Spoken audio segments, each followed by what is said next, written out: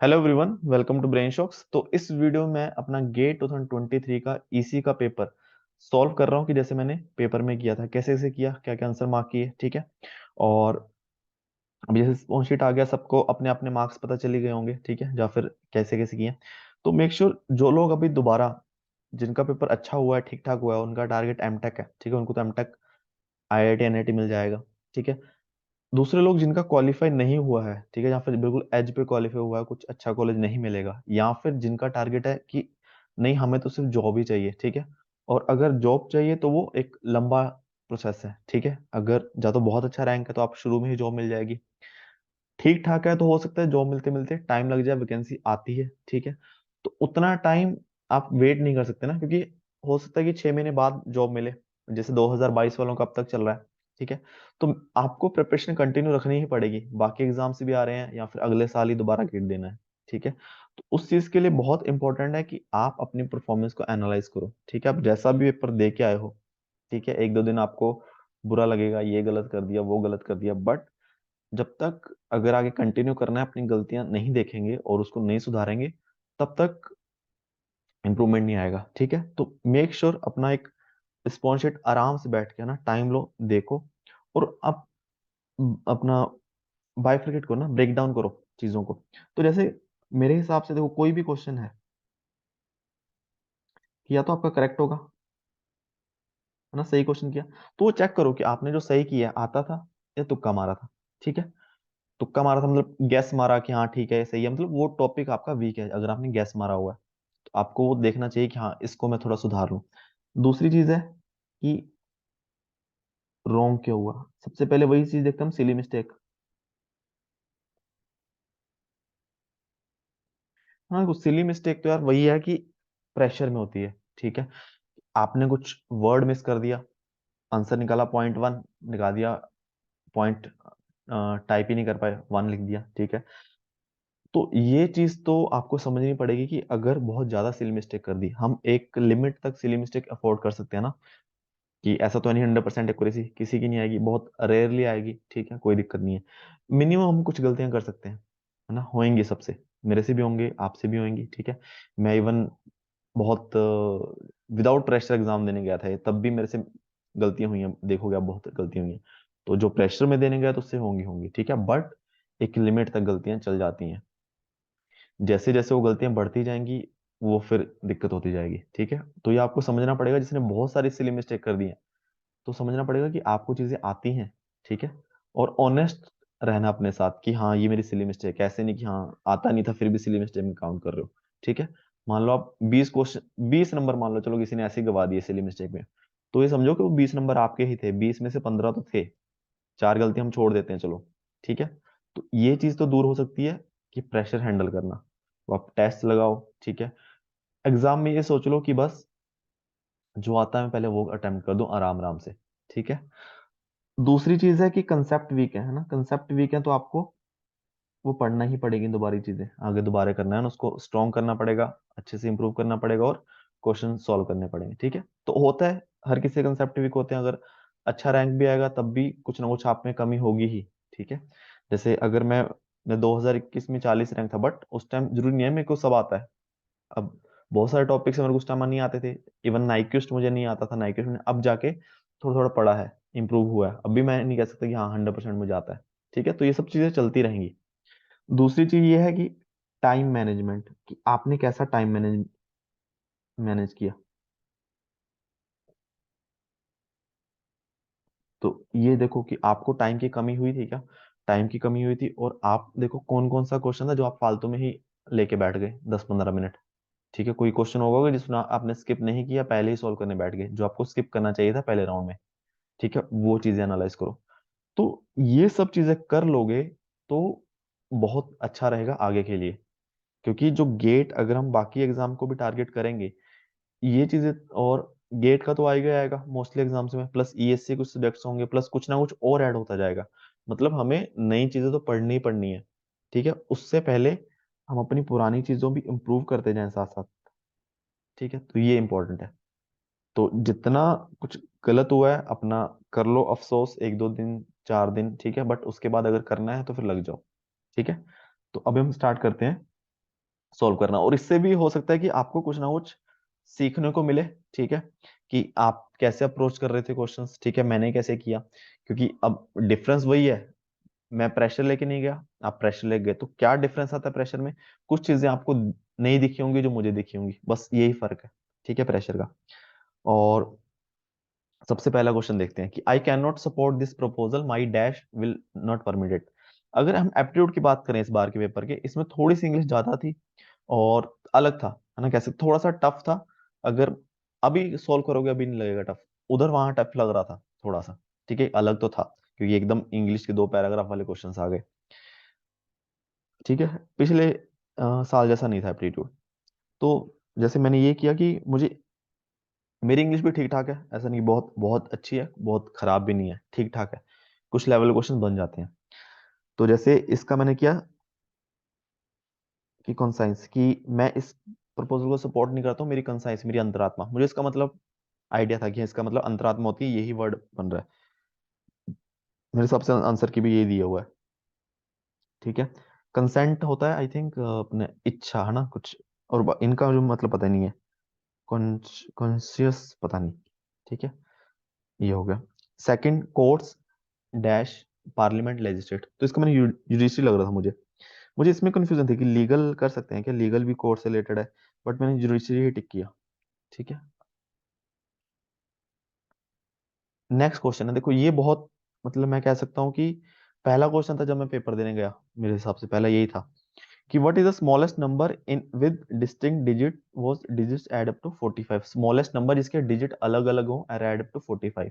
ये क्वेश्चन मुझे लगता है बहुत लोग गलत करके आए होंगे, क्योंकि स्मॉलेस्ट पढ़ा होगा, ये डिस्टिंक्ट वर्ड छोड़ दिया होगा। मैं भी जब देखा क्वेश्चन, तो मुझे स्मॉलेस्ट देखा, एड अप टू 45 देखा, ये दिखा, लग गया कि ये लगा दूं टिक, आसान सा सवाल है, बट यहाँ पे क्या है, डिस्टिंक्ट, सारे डिजिट अलग अलग होने चाहिए, तो मतलब ये तो खत्म ही है।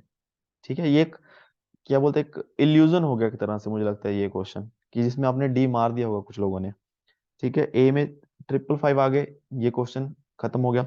बी और सी बचा, स्मॉलेस्ट पूछा 7 और 6, ठीक है, 1 2 3 4 9 तक है, तो सी आ गया ना, ये छोटा होगा। ठीक है, next question, in A class of 100 students, देखो ये आसान सवाल था।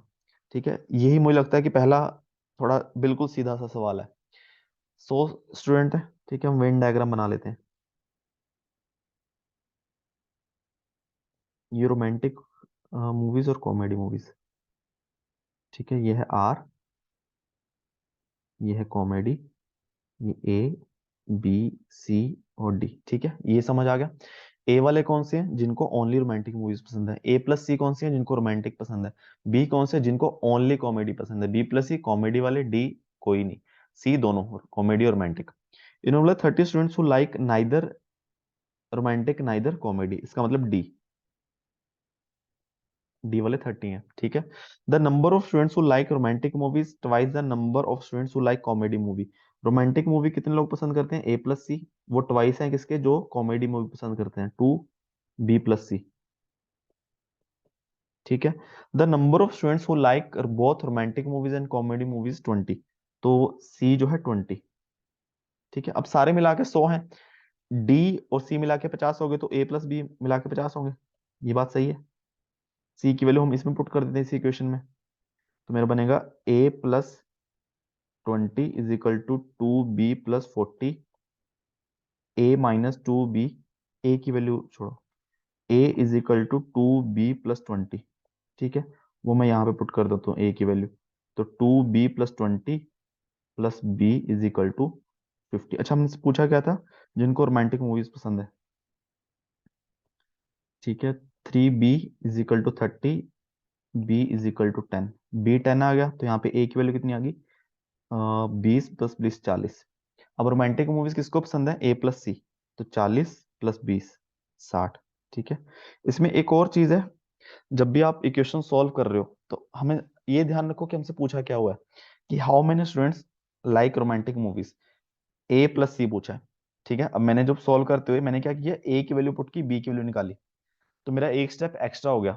ठीक है, तो मेक श्योर कि जो चीज हम पूछी है, ए पूछा है, सी पता है, ए पता करना था, तो मैं यहाँ पे बी की वैल्यू पुट करूं। ठीक है, हम ये कोशिश करें कि यहाँ से बी की वैल्यू निकाल ली, 50 माइनस ए, वो पुट कर दो, डायरेक्ट ए आ गई। तो यहाँ पे हमारा एक स्टेप कम हो जाएगा, ठीक है।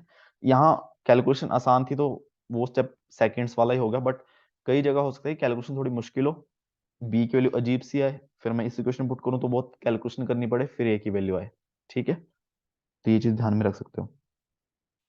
नेक्स्ट क्वेश्चन है, how many rectangles are present. देखो ये भी आसान सवाल था जिसने किया हुआ है।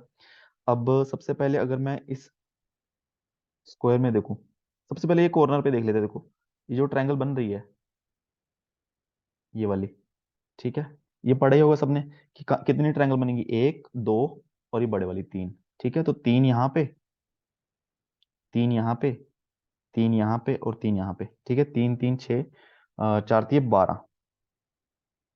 क्या पूछा था? अच्छा ट्रायंगल बोल दिया मैंने यार।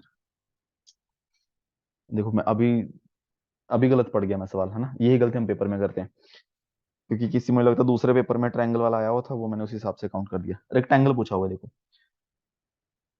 ये होती है सिली मिस्टेक्स।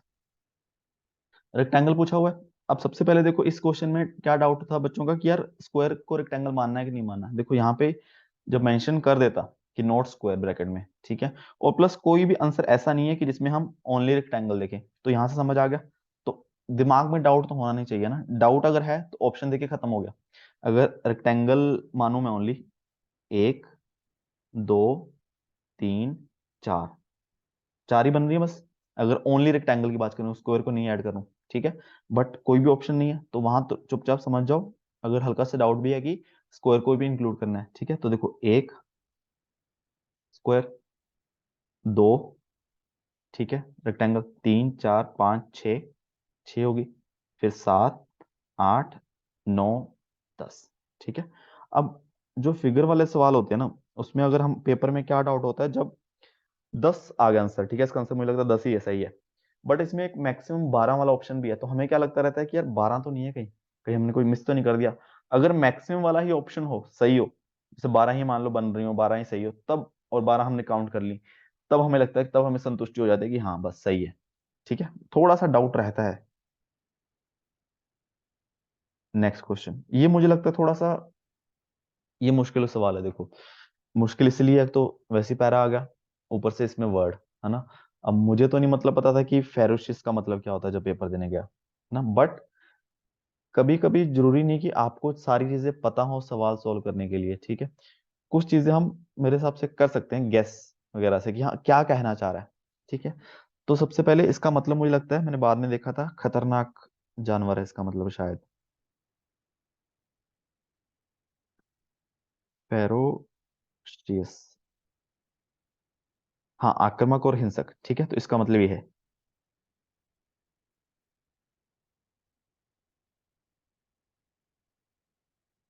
तो अब देखो, forest land is a planet inhabited by different kind of creature, अलग अलग क्रिएचर्स हैं।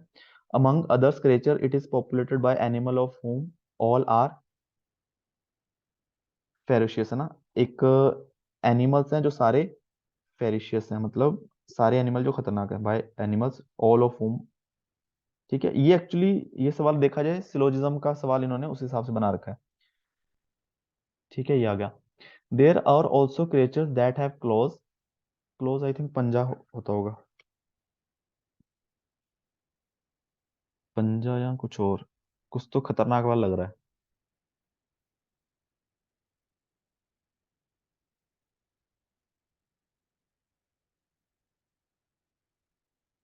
Close,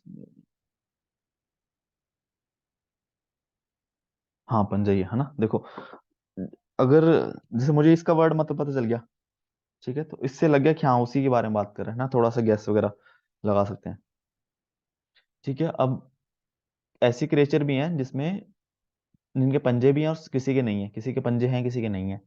all creature that have claws are ferocious. अब ये तो फेरोशियस है ही, ये मूलतः एनिमल्स हो गए, ठीक है। और एनिमल भी क्रिएचर का पार्ट है, और ऐसा बोल सकते हैं कि क्रिएचर्स विद क्लॉज, है ना, और सारे वो फेरोशियस हैं, ठीक है, ऐसा कुछ है। और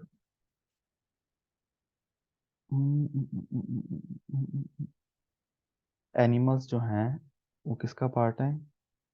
अमंग द अदर क्रिएचर्स। चलो देखते हैं ऑप्शंस। ये भी इतना अभी तक तो मुझे भी क्लियर नहीं थोड़ा सा। All creature with claws are animals, तो यहाँ पे तो कोई रिलेशन नहीं दिया हुआ। ठीक है, तो ए तो नहीं होना चाहिए कहीं पे भी। जो क्रिएचर्स जो जिनके पंजे हैं वो एनिमल्स हैं, ठीक है। Some creature with claws are non ferocious, ठीक है, नॉन का तो कोई रिलेशन है ही नहीं। ठीक है। और मुझे लगता है बस डी इसलिए लग रहा है यहाँ से कि all creature with claws are ferocious, ठीक है। और फिर उल्टा, some ferocious creature are creature with claws. तो यही मैंने मार्क किया है। ठीक है, आई थिंक 6 का डी मार्क किया ना मैंने। ठीक है, तो मुझे डी लग रहा है, डी सही है। क्योंकि नॉन के बारे में तो कहीं बात नहीं की हुई बी और सी में। ठीक है, all creature are close with animal, इसका कोई रिलेशन दिया नहीं हुआ। ठीक है, नेक्स्ट। अब देखो ये थोड़ा मुझे लगता है आसान सवाल है। इन्होंने मतलब विच of the following options represent the given graph. अब ये ग्राफ जो है इवन है, हमें पता है, ठीक है, इवन है। तो सबसे पहले देखो इवन कौन कौन सा है। सिंपली एफ एक्स को एफ ऑफ माइनस एक्स देख लो कि एफ ऑफ एक्स की जगह माइनस एक्स अगर पुट करूंगा मैं तो क्या वो सेम आ जाएगा? है ना, ये होना चाहिए ना कि इक्वल। इवन के लिए f of x is equal to f of minus x. ठीक है, तो ये भी थोड़ा। और जब सवाल आए ना, ये चार ऑप्शन आ गए, अगर चारों को एक साथ मिलाना शुरू करोगे ना तो कंफ्यूज रहोगे, ये वाला एक एक करके एलिमिनेट करते जाओ। ठीक है, अब जैसे ऑप्शन बी है, अगर मैं माइनस एक्स की माइनस एक्स पुट किया, टू की पावर मोड एक्स है तो कोई दिक्कत ही नहीं, तो ये एलिमिनेट कर दिया। इसको देखो ही मत दोबारा। अब यहाँ पे देखो मोड एक्स है, माइनस एक्स पुट मोड आ जाएगा। और टू की पावर एक्स की माइनस है, टू की पावर एक्स आ गया, तो ये भी खत्म हो गया। सिमिलरली यहाँ पे तो मोड है ही नहीं, खत्म। ए सही है। फिर देखो यहाँ पे एक्स स्क्वायर है, एक्स चाहे पॉजिटिव हो नेगेटिव हो कोई फर्क नहीं पड़ेगा। सिमिलरली यहाँ पे मोड एक्स है, एक्स चाहे नेगेटिव हो पॉजिटिव हो कोई फर्क नहीं पड़ेगा। ठीक है, दोनों साइड सेम ही चीज देगा। तो ऑप्शन आ गया ए। अगला सवाल, ये भी देखो एक और इंग्लिश का सवाल आ गया। Which one of the following options can be inferred from the given passage alone? When I was a kid I was partial to stories about other worlds and interplanetary travel, है ना। I used to imagine that I could just gaze off into space and be whisked into another planet. ठीक है, अब देखो ये भी थोड़ा English का है। ये कहना चाह रहा है कि जब मैं बच्चा था, पार्शियल का मतलब कि एक वही प्रेफरेंस देना होगा शायद, कि पार्शियल था जो बाकी दुनिया की स्टोरीज और जो इंटरप्लैनेटरी एक एक ग्रह से दूसरे ग्रह तक जाने का ट्रेवल, उसके बारे में स्टोरीज ज्यादा पढ़ता होगा।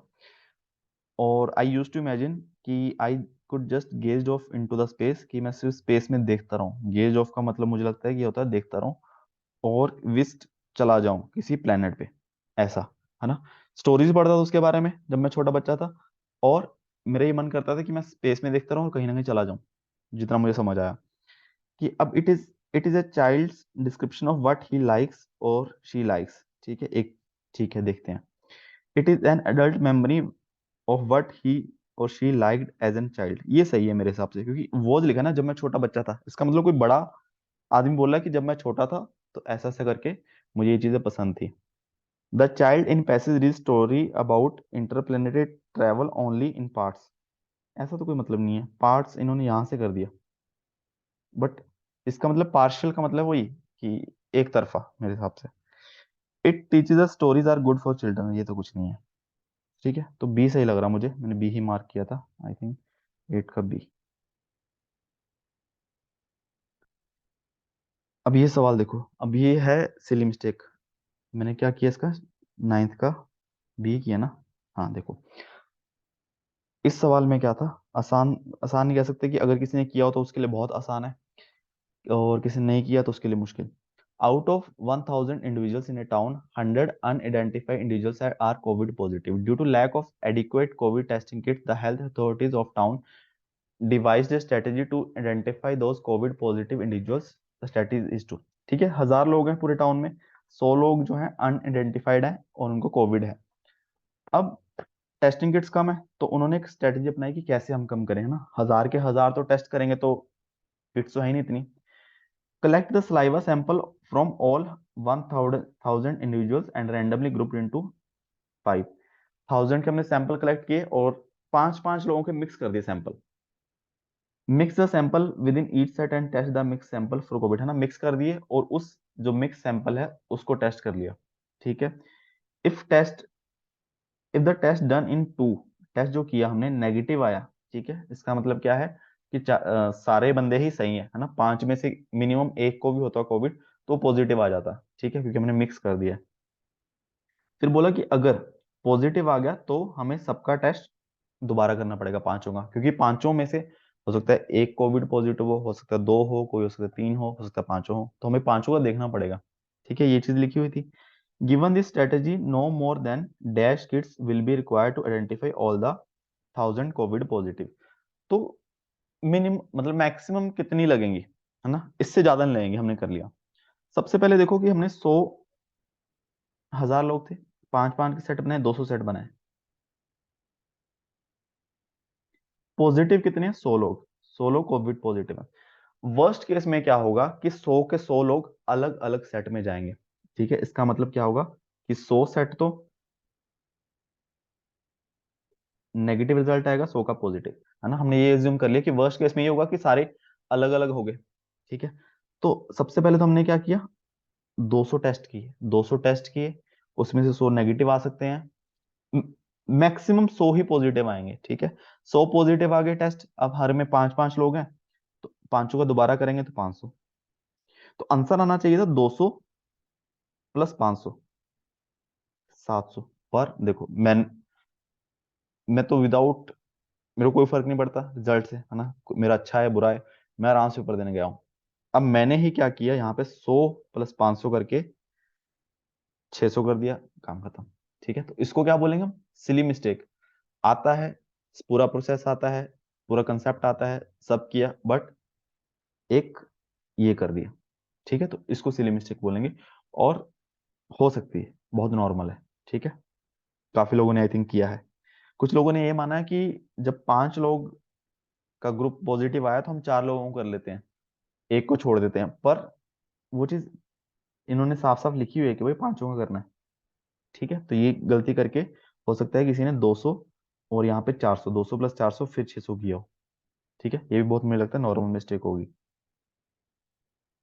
नेक्स्ट क्वेश्चन, ये भी काफी अच्छा सवाल है कि a 100 centimetre of 32 centimetre rectangular sheet is folded 5 times, 5 बार फोल्ड किया हमने, each time sheet is folded the long edge align with the opposite sheet, opposite side मतलब एक, इस हिसाब से पहले हम ऐसे फोल्ड कर दी, फिर ऐसा बन गई होगी, ठीक है, फिर हमने फिर हाफ में फोल्ड कर दी। अब ये तो मुझे लगता है काफी लोगों ने बोल रहे थे कि एडमिट कार्ड फोल्ड करके कर दिया, है ना, जब मैं सवाल कर रहा था तब मुझे आवाज भी आई थी जब इस सवाल पहुंचा कि हाँ किसी ने तो किया है कुछ ना कुछ फोल्ड। तो उन्होंने बोला कि फोल्ड कर करके हमने इस डायमेंशन की शीट बना दी, है ना, फोल्ड कर करके 5 बार फोल्ड किया। Total number of creases visible when sheet is unfolded, crease मतलब जो भी हम पेज को फोल्ड करते हैं, ठीक है, तो वो एक क्रीज बन जाती है, उसको बोलते हैं। देखो यहाँ पे भी किसी का मतलब पता है नहीं पता, बट हम अंदाजा तो लगा सकते हैं ना कि हाँ, क्या पूछना चाह रहा है, ठीक है, तो कितनी आएंगी। तो सबसे पहले देखो,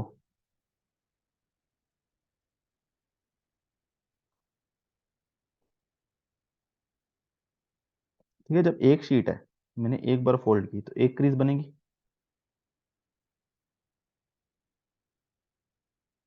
ठीक है, एक क्रीज तो यहाँ बनी हुई है। फिर जब मैं इसको फोल्ड करूंगा तो अब ये कितनी है, दो पेज है, तो यहाँ पे क्रीज बनेगी, दो क्रीज बनेगी, तो ये कुछ ऐसा बन जाएगा, ठीक है। अब ये चार पेज है, फिर फोल्ड करूंगा तो चार क्रीज बन जाएंगे, मतलब एक बार पहले एक क्रीज बनी, दूसरी बार फोल्ड किया दो क्रीज और बन गई, फिर तीसरी बार किया चार क्रीज और बन गई, फिर आठ, फिर 16, 31, ठीक है। ये भी कह सकते हो कि जब हम पेज को खोलेंगे, ठीक है, और हमें 32 वो है, 32 सेंटीमीटर, तो एक एक सेंटीमीटर का वो हमें दिखेगा, 1 सेंटीमीटर, 1 सेंटीमीटर, 1 सेंटीमीटर, 1 सेंटीमीटर करके ऐसे। तो अब ये 32 पार्ट है, अब ये मान लो कि चलो एक दो तीन, ऐसा मान लो, चलो एक दो तीन चार पाँच, ठीक है। अब देखो ये कितने पार्ट है, एक दो तीन चार पाँच, 6 पार्ट है, तो उसमें क्रीज कितनी है, एक दो तीन चार पाँच, तो जितने पार्ट बनेंगे 32 सेंटीमीटर है, 1 सेंटीमीटर के ऐसे से पट्टियां सी दिख रही होंगी आपको, तो कितनी इंक्रीज बनेंगी, 31। ठीक है, तो ये हो गया एप्टीट्यूड। एप्टीट्यूड यस थोड़ा सा डिफरेंट था। ठीक है, हम जितने अगर बोलें कि लास्ट ईयर जिस 15 में से 15 आए होंगे, इस साल बहुत कम लोगों के आएंगे। ठीक है, उतने नहीं आएंगे। चलो ये एप्टीट्यूड हो गया। अब आती है बारी टेक्निकल की। ठीक है, तो एप्टीट्यूड अपना देख लो कितने मार्क्स सही हैं कितने नहीं।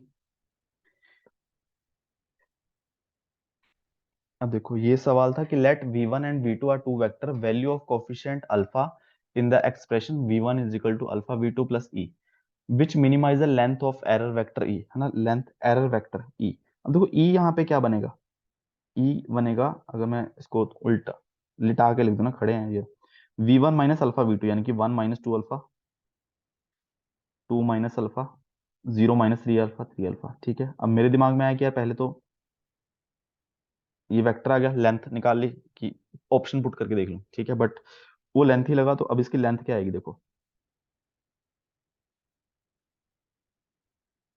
1 माइनस ए का स्क्वायर प्लस 2 माइनस ए का स्क्वायर माइनस 3 ए का स्क्वायर। ठीक है, अब वही मैक्सिमम मिनिमम वाला कंसेप्ट कि D E by D alpha. ठीक है, 1 बाय ये 2 अंडर रूट सब आ जाएगा, वो तो उधर जाके हम जीरो कर दें, कैंसिल, लिखना ही नहीं है।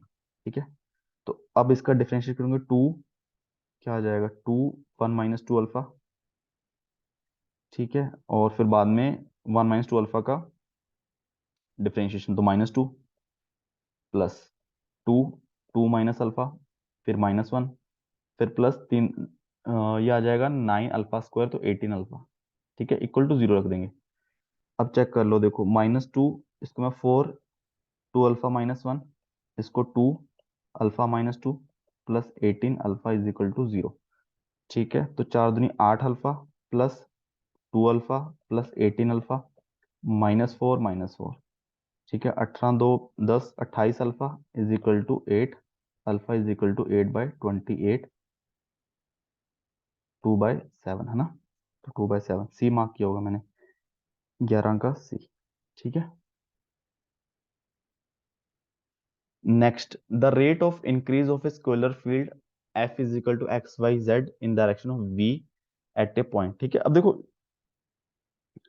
ये उसका वेक्टर का है। ठीक है, तो अब डायरेक्शन में दे दिया, तो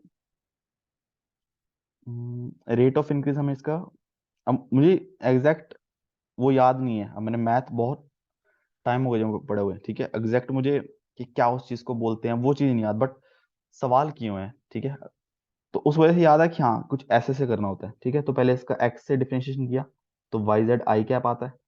ठीक है, एक्स जेड जे कैप आएगा प्लस एक्स वाई के कैप आएगा। ठीक है, अब हमें पॉइंट दिया हुआ है, तो पॉइंट तो मुझे पता है कि यहाँ पे पुट करना है, और उसकी डायरेक्शन में, तो उसकी डायरेक्शन कैसे आएगी, 2 आई कैप प्लस जे कैप प्लस 2 के कैप, बट डायरेक्शन लेते हुए मैं यूनिट वेक्टर लेना, तो इसका मैग्नीट्यूड से डिवाइड करूंगा मैं, तो 2 दूनी 4 प्लस 1 5 प्लस 4 9 अंडर रूट 9 3 का स्क्वायर। ठीक है, तो बस पॉइंट पुट कर देता हूँ मैं, एक्स तो जीरो है ही, तो ये तो सीधा ही कट गया, वाई जेड 2 आई कैप, अब डॉट प्रोडक्ट तो सिर्फ इसी से होगा 2 आई कैप से। ठीक है, उससे तो बाकी जीरो आ जाएगा, डिवाइड बाय 3, तो 2 दूनी 4/3, ऑप्शन बी। ठीक है, और इसमें बस वही है सवाल में कि जैसे हम ये पॉइंट पहले पुट कर लें, हमारा टाइम बच जाएगा। सीधा आप पहले मल्टीप्लाई करोगे फिर टाइम पुट करोगे, तो एक्स्ट्रा अपने कुछ सेकंड्स बच जाएंगे इससे। नेक्स्ट क्वेश्चन, ये भी आसान ही था। ठीक है, W⁴ 16J है, तो विच of the following can not be value of W। ठीक है, तो इसमें उल्टा कर सकते हो, मेरे हिसाब से उल्टा भी कर सकते हो, नहीं तो देखो W⁴ is equal to 16J। अब J क्या होता है, J बेसिकली अगर हम नॉर्मल लिख दें e⁻j π/2। ठीक है, प्लस 2 पाई भी लिख सकता हूँ ना, प्लस J 2 पाई, JN, क्या लिखें इसको, +2 πN। ठीक है, ये हो गया। अगर मैं इसको डिवाइड करता हूँ अपना, इसको क्या बोलेंगे इसको, इसकी पावर 1/4 कर दो दोनों साइड, तो 16 की पावर 1/4 तो 2 आ जाएगा, ई की पावर 1/4 यहाँ पे 4 आ जाएगा, प्लस जे क्या आएगा, हम्म, इसको पूरा लिखते हैं, सॉरी, इसको मैं ऐसे लिख लेते हैं, 16 e⁻j पाई बाहर होगा तो 4n+1/2। ठीक है, ये हो गया 4n+1/2। यस, तो यहाँ पे आएगा j पाई, अब मुझे डिवाइड बाय 4 करना है तो 4n+1/8। ठीक है, ये हो गया। n की वैल्यू अगर मैं 0 पुट करूंगा तो मेरे पास ये आ रहा होगा। ठीक है, तो ये हो सकता है। n की वैल्यू अगर मैं 1 पुट करूंगा तो c आ रहा है। ठीक है, n की वैल्यू अगर मैं 1 पुट कर रहा हूँ, 2 पुट कर रहा हूँ तो ये आ रहा है। यही नहीं बन रहा बस। ठीक है, तो यही ऑप्शन सही है, ए, 13 का ए। अब नहीं समझ आ रहा, दोनों तरफ स्क्वायर करके देख लो। तो भाई यहाँ पे 16 e⁻j स्क्वायर करेंगे तो इंटू 4 होगा ना, तो 2 पाई/8 इंटू 4। ठीक है, कट गया। 16 e⁻j पाई, e⁻j पाई तो -1 होता है, तो ये ऑप्शन आ गया। ठीक है, बाकी ऑप्शन ऐसे करके देखोगे तो दोनों तरीके हैं, जैसा आपको ठीक लगे। ठीक है, नेक्स्ट क्वेश्चन। अब देखो ये सवाल जो है, the value of contour integral. अब मैथ में अगर आप रेसिड्यू वालों में देखोगे, इनके पास वही टेक्निक है, कोई इसमें छेड़छाड़ नहीं की जाती है। ठीक है, तो मेक श्योर कि ये सवाल तो आपके सही होने ही चाहिए, क्योंकि इसमें कुछ घुमा फिरा कुछ नहीं दे रहे, सिंपल चीज है। ठीक है, तो इसकी वैल्यू पूछी है इन्होंने। सबसे पहले z+2, इसकी हम पोल निकाल लें। ठीक है, तो पोल क्या आएंगे, z इज इक्वल टू, देखो इसका निकालना है तो ये z+1 का होल स्क्वायर बनेगा, +1 इज इक्वल टू 0। z+1 का square is equal to -1। z+1 is equal to +-j। z is equal to -1 +-j। ठीक है, दो पोल आ गए, एक आ गया -1 - j, एक आ गया -1 +j। ठीक है, अब ये देखना है कि इसके अंदर है कि नहीं। तो सिंपली मैं क्या पुट करूंगा, z+1, पहले मैं ये वाला पुट करके देखता हूँ कि -1 - j +1 -3/2j। ठीक है, तो -1 - 1 कैंसिल, ये तो आ जाएगा -5/2j, जो कि इससे ज्यादा हो जाएगा, मतलब ये पोल तो इसके अंदर नहीं है, कॉन्टूर के अंदर। और दूसरा मैं पोल देखूंगा, -1 + j +1, ये तो होगा ऑब्वियसली ना। नो, आंसर जब नॉन जीरो आता है तो उसको चेक करने की जरूरत नहीं है, तो ये बनेगा -1/2j, तो ये तो अंदर आ रहा है। ठीक है, ये पोल आ रहा है। ठीक है, अब मैं क्या करूंगा, z+2 अपॉन, और इसको मैं लिखूंगा z+, ठीक है, ये वाला पोल, और z+1 - j, ये वाला पोल। ठीक है, क्या करते हैं हम, इसका रेसिड्यू निकालने में ये चीज हटा देंगे। ठीक है, और यही पोल z की जगह ये पुट कर देते हैं, -1 + j। ठीक है, यहाँ पे -1 + j +1 + j। ठीक है, तो ये कैंसिल हो गया, और ये बनता है 1 + j/2j। रेसिड्यू आ गया, इंटीग्रेशन फाइंड करें तो 2 पाई j से मल्टीप्लाई। ठीक है, 2 2 कैंसिल, j कैंसिल, पाई 1 + j। ठीक है। ठीक है, अब मेरा थोड़ा, वही बता रहा हूँ कि काफी टाइम हो गया पड़े हो, मुझे एग्जैक्ट टर्मिनोलॉजी नहीं पता ना किसको क्या बोलना है, बट सवाल जब किए हुए हैं तो वो हमेशा आपके काम आते हैं। ठीक है, आंसर तो निकलेगा। नेक्स्ट क्वेश्चन है, let the set of eigenvalues and eigenvector of B की आइगन वैल्यूज जो हैं लैम्डा के हैं। ठीक है, और वेक्टर ये हैं। तो बोलते हैं कि एक इन्वर्टिबल मैट्रिक्स है पी जो इन्वर्ट हो सकती है, फिर set of eigenvalues and eigenvector of matrix A, जो ए के क्या होंगे अगर बी जो है इसके इक्वल है। अब मुझे नहीं ध्यान, अब मैंने तो सेम ही आंसर लगाया है कि सेम ही होंगे। ठीक है, कहीं ना कहीं हो सकता है कि देखा है या कहीं पढ़ा हुआ है, एग्जैक्ट नहीं पता। 15 को मुझे लगता है बी ही लगाया मैंने। हाँ, ठीक है, ये शायद सही भी है जितना मुझे आंसर की देखी है, बट कंफर्म नहीं है, मुझे नहीं पता कि क्या कंसेप्ट है इसके पीछे। 16 सवाल है कि in a semiconductor if Fermi energy level lies in the conduction band then semiconductor is known as degenerate, है ना। ये तो मुझे लगता है बहुत आसान सवाल है, अगर हम देखें ईडीसी का डीजनरेट एन टाइप कि अगर तो ना एनर्जी लेवल कंडक्टर बैंड के अंदर ही चला जाए, तो यहाँ पे क्या चीज होती है कि मास सेक्शन लॉ वैलिड नहीं होता। ठीक है, ये चीज होती है, चेक करना एक बार। ऑप्शन आएगा ए, यही की है। यस, नेक्स्ट सवाल देखो, ये भी बहुत आसान सवाल है बिल्कुल ही, कि for an intrinsic semiconductor at temperature T is equal to 0 kelvin which of the following statement is true. All temperature जब 0 केल्विन है तब क्या होगा, कि all energy states in the valence band are filled with electrons and all energy states are in conduction band are empty of electron। ठीक है, जब T temperature 0 kelvin है तब तक कोई अपना thermally electron, free electron generate नहीं होते हैं। तो ऑप्शन ए सही है कि सारे वैलेंस बैंड में इलेक्ट्रॉन भरे पड़े हैं, कंडक्शन बैंड खाली है। Second, all energy state in valence band empty of electron and, तो पॉसिबल होगा नहीं ना कि खत्म ही हो गया इलेक्ट्रॉन वैलेंस बैंड में, सारे कंडक्शन बैंड में चले पड़े हैं, ठीक है। All energy states in valence and conduction band are filled with holes, ये तो पॉसिबल नहीं है, ठीक है, तो बस काम खत्म। भी देखो ये भी बहुत ही सीधा सवाल, इसमें कुछ मतलब इन्होंने एफर्ट किया ही नहीं कि बंदे को कंफ्यूज किया जा सके, क्योंकि एल और सी की वैल्यू सेम है। सीरीज आरएलसी सर्किट दिया है, क्वालिटी फैक्टर दिया है, सेंट्रल फ्रिक्वेंसी दी है, इसका कोई यूज नहीं है, पॉसिबल वैल्यू ऑफ आरएलसी। तो सीरीज के लिए क्या होता है, क्यू की value 1/r under root, under root L by C होता है ना शायद, एल बाय सी, ठीक है, एल बाय सी होता है। एल तो, एल और सी तो दोनों बराबर ही है, कोई फर्क नहीं पड़ता, तो 1/r आ गई क्यू की वैल्यू, और 1000 है, आर की वैल्यू 1/q आ गई, 1/1000 आ गया, तो 0.00, ठीक है। बहुत ही सिंपल सवाल, इन्होंने कोई एफर्ट ही नहीं किया कि बंदे को कंफ्यूज किया जा सके, ठीक है। Next question, for a MOS capacitor, ये मुझे याद ही नहीं है, ठीक है, मैंने इसका डी लगा दिया था, मुझे ध्यान में नहीं है ये, ठीक है, बट मुझे लगता नहीं इसका आंसर डी तो गलत है, इसका आंसर शायद मुझे लगता है जो बी है, मुझे जो कोचिंग वालों ने दी है, कंफर्म नहीं है, ठीक है। तो मॉस कैपेसिटर का डी लगाया ना मैंने, 16 19 का डी, जो मुझे लगता है मेरा पहला ये सवाल गलत हो जाएगा।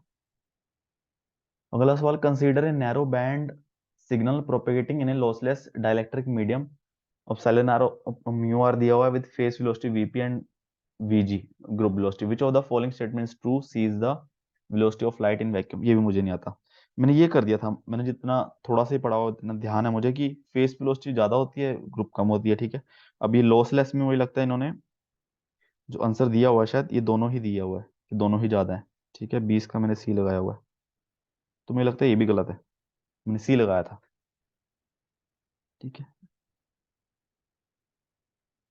अगला सवाल ये भी गलत है, ठीक है, ये भी मुझे नहीं आता था, तो मैंने तुक्का मार दिया। अब देखो, अगर हम्म, अगर आप सीरियसली पेपर दे रहे हो ना, अगर मान लो मैं सीरियसली पेपर दे रहा हूँ, तो ये सवाल मुझे अटेम्प्ट नहीं करना चाहिए था, ठीक है।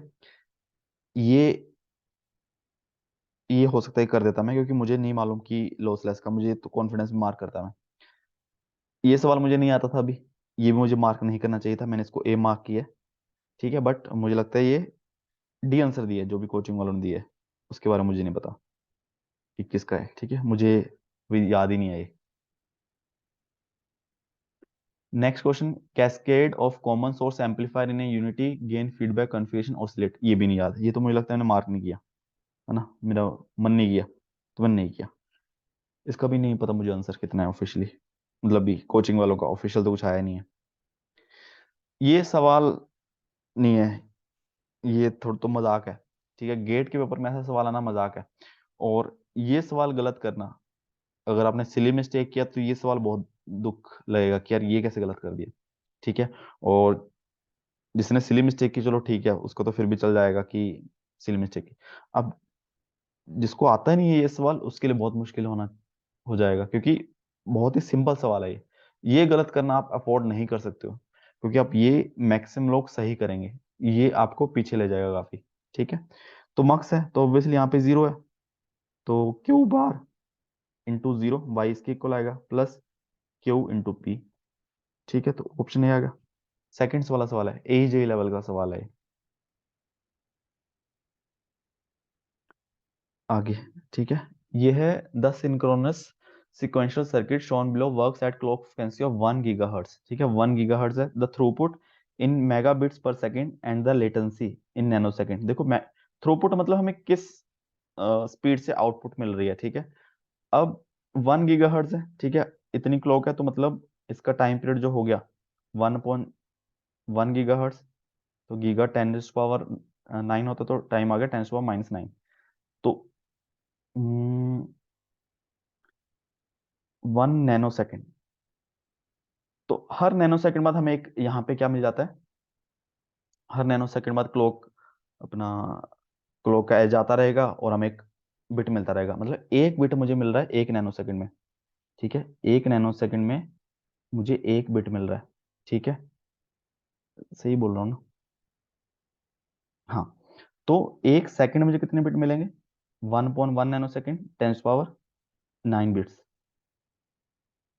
ठीक है। तो इतने बिट्स पर सेकंड, ये इसकी थ्रूपुट होगी कि आउटपुट पे भाई हर सेकंड इतने बिट्स मुझे दिख रहे हैं। तो मेगा बिट्स में पूछा है, तो 10⁻³ इंटू 10⁻6 को हम लिख देंगे मेगा बिट्स, ठीक है, तो 1000, एक ही ऑप्शन है। और लेटेंसी क्या होगी, कितना डिले होके आ रहा है। अगर मैं यहाँ पे कोई दे रहा हूँ बिट, ठीक है, यहाँ पे मैंने दिया, क्लॉक आई 1 सेकंड बाद, यहाँ पे मिलेगा 1 सेकंड का डिले, दूसरे सेकंड पे यहाँ पे, तीसरे सेकंड पे यहाँ पे, तो जो भी बिट यहाँ पे दे रहा हूं मैं, वो मुझे यहाँ पे 3 सेकंड बाद मिल रहा है। तो 3 इसका हो गया लेटेंसी, ठीक है, 3 नैनो सेकंड। देखो ये भी बहुत, मुझे लगता है अगर किसी को याद हो, है ना, ये बहुत स्टैंडर्ड सा वो है, किसी को याद हो तो उसको तुरंत ऑप्शन मार्क कर देगा, ठीक है, वो तो सेकंड्स में कर देगा। अगर नहीं भी याद है और हमें कंसेप्ट पता है, तब भी हम कर सकते हैं। Face cross over frequency find करनी है, फेस को हम -180 के इक्वल रख दें, तो उसका फेस क्या है, एस का फेस होगा -90, 1 + ST का -tan−1 ω T1, और इसका आ जाएगा tan−1 ω T2, ठीक है, ये आ जाएगा -180 के इक्वल। तो माइनस माइनस हम सारे पॉजिटिव कर देते हैं, 90 उधर के, प्लस 90 कैंसिल हो जाएगा, tan−1 A plus tan−1 B, तो ये आ जाएगा, ठीक है, 1 - ω² T1 T2 is equal to 90। अब tan 90 तो इनफाइनाइट होगा, ω T1 plus ω T2, 1 - ω² T1 T2, ये tan 90 इनफाइनाइट, इनफाइनाइट मतलब ये चीज जीरो के इक्वल आ जाएगी ना फिर, कि ये 1 - ω² T1 T2 जीरो के इक्वल होना चाहिए। तो इसका मतलब ω² T1 T2 1 के इक्वल होना चाहिए, इसका मतलब ω² 1/T1 T2 के इक्वल होना चाहिए, इसका मतलब ओमेगा किसके इक्वल होना चाहिए, √1 + T1 T2, ठीक है। अगर आपको डायरेक्ट याद है तब भी सेकंड्स में हो जाएगा, अगर नहीं याद है, कंसेप्ट पता है, तब भी हो जाएगा, है ना। गेट में हम अफोर्ड कर सकते हैं कि इतना सेकंड्स वाला काम नहीं है, आराम से इतना सॉल्व कर सकते हैं हम, ठीक है। और इस पेपर में तो खासकर बहुत, लास्ट के 2 पेपर इतना लेंथी नहीं था, ठीक है। देखो ये भी बहुत ही, कह सकते हैं कि मजाक वाला सवाल है, कि जो हम बहुत ही नॉर्मल सा सवाल है, बहुत ही बेसिक सा करते हैं, कि इनपुट आउटपुट दिया, system is causal non causal. Causal के लिए क्या होना चाहिए कि पास्ट या फिर प्रेजेंट तक ही डिपेंड करना चाहिए आउटपुट इनपुट की वैल्यूज पे, फ्यूचर आ गया तो दिक्कत है। तो अगर मैं टी की वैल्यू 0 पुट करूं, तो e⁻0 1, तो फ्यूचर वैल्यू पे डिपेंड करे ना, जीरो, आउटपुट 0 टाइम पे, इनपुट 1 टाइम पे डिपेंड कर रही है, तो भाई कॉजल का तो सवाल ही नहीं उठता, ठीक है। और यहाँ पे देखो e⁻t है, तो ऑब्वियसली टाइम वेरिंग भी है, तो ऑप्शन बी आ जाएगा इसका, ठीक है, time varying. Next question, let mt be strictly band limited signal with bandwidth b and energy e, assuming w is equal to 10b, w नॉट, है ना। तो energy of mt cos ω0t, तो सबसे पहले यार इसमें e/2 आएगा।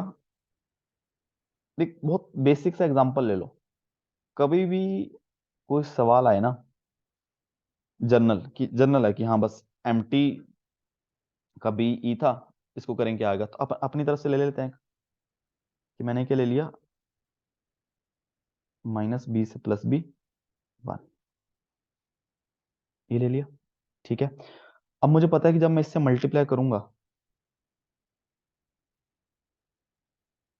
तब क्या आता है, एक तो यहाँ पे आ जाएगा सिग्नल, ये क्या है, 10b 11b, ठीक है, इतना लिखने की जरूरत नहीं होगी हमें एनर्जी, और ये हाफ हो जाता है ना,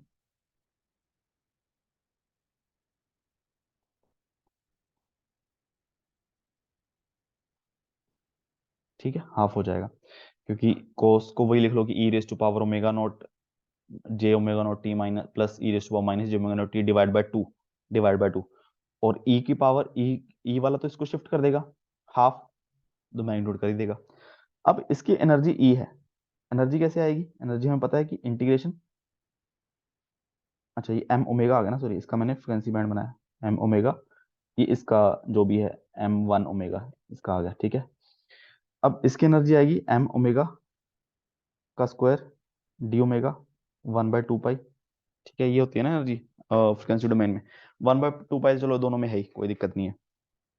तो इसका स्क्वायर तो 1 ही आ गया, -b से +b, ठीक है। और क्या करेंगे इसमें, बेसिकली 2b, b/पाई आ गया है ना। 2 पाई को इग्नोर भी कर दोगे चलेगा, क्योंकि दोनों साइड ही आ रहा है, ठीक है। और यहाँ पे भी हम करेंगे, बेसिकली हमें क्या करना है, एम्पलीट्यूड का स्क्वायर करके एरिया निकाल लेना है। तो वो चीज़ भी कर सकते हो कि जैसे हाफ है इसका, मैंने स्क्वायर किया तो 1/4 आ गया, एम ओमेगा का स्क्वायर कर दिया, ठीक है। यहाँ पे भी 1/4। अब इसकी जो विड्थ है कितनी है, 2b, ये भी 2b है, ये एरिया कितना आ गया, 2b × 1/4, ये भी सेम एरिया × 2 कर दिया मैंने, 2 b आ गया। हम्म, हम्म, हम्म, हम्म, हम्म, कुछ गलती की है, कुछ गलती हो गई है।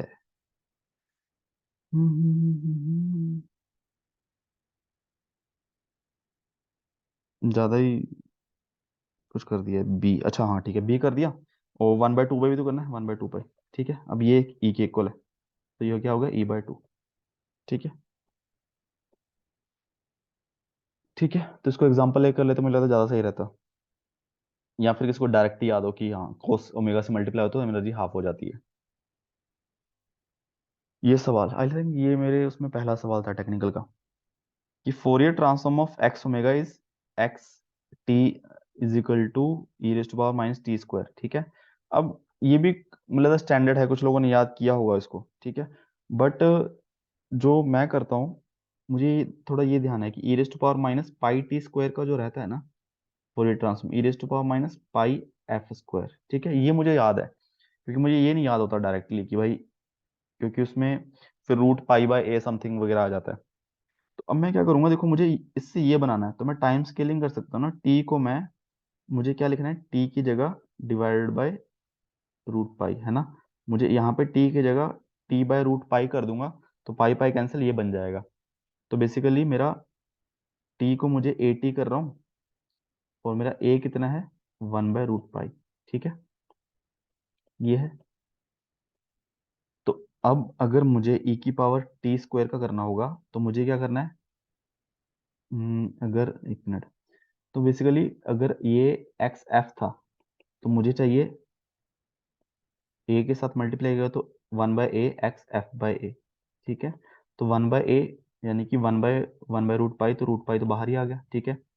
e⁻⁻πf² है ना, तो f की जगह f/a, तो f की जगह √π f आ गया, ठीक है। तो यहाँ पे क्या बन गया, √π e⁻⁻√π का स्क्वायर पाई, तो यहाँ पे टोटल π² f² बन गया, ठीक है। बट अब मुझे ओमेगा में चाहिए, तो 2πf ओमेगा के इक्वल होता है ना, तो यहाँ पे मैं 4 कर दूंगा डिवाइड बाय 4, तो 4π² f²e⁻⁻ω²/4, ठीक है, सी। तो ये मेरा तरीका है ना, मतलब मुझे ऐसा है कि थोड़ी सी याद रखनी पड़े, थोड़ा सा मैं अपना कंसेप्ट लगा लूंगा, ठीक है। अगर कोई याद रख सकता है फिर तो भाई उसके लिए अच्छा ही है, तो उससे कोई अच्छी बात नहीं है, क्योंकि ये सब चीज़ आपकी बच जाएंगी। नहीं याद रखता, उसका भी सोल्यूशन है, ठीक है। बट ये हर पेपर में नहीं कर सकते हम, कि जहाँ पे हम सेकंड्स वाले क्वेश्चन, हमें सेकंड्स पे बात आ जाए कि सेकंड्स में क्वेश्चन करने, या फिर एक ही मिनट है, गेट में हम थोड़ा अफोर्ड कर सकते हैं, ठीक है। अब देखो ये भी बिल्कुल मतलब ठीक ठाक सवाल है, बिल्कुल ही जो बेसिक हम करते हैं। देखो कंटिन्यूस एंड एपीरियोडिक, सबसे पहले हम वैसे क्या पढ़ते हैं, continuous periodic, Fourier continuous time Fourier series, उसके कोफिशिएंट्स क्या होते हैं, डिस्क्रीट एंड एपीरियोडिक, ठीक है। अब देखो कंटिन्यूस का रिलेशन होता है एपीरियोडिक, इधर कंटिन्यूस होगा तो उधर पीरियोडिक होगा, डिस्क्रीट और पीरियोडिक का रिलेशन होता है, ठीक है। ठीक है, ये आ गया। अब कंटिन्यूस एंड एपीरियोडिक, कंटिन्यूस मतलब एपीरियोडिक, एपीरियोडिक मतलब कंटिन्यूस, फोरियर ट्रांसफॉर्म, ठीक है।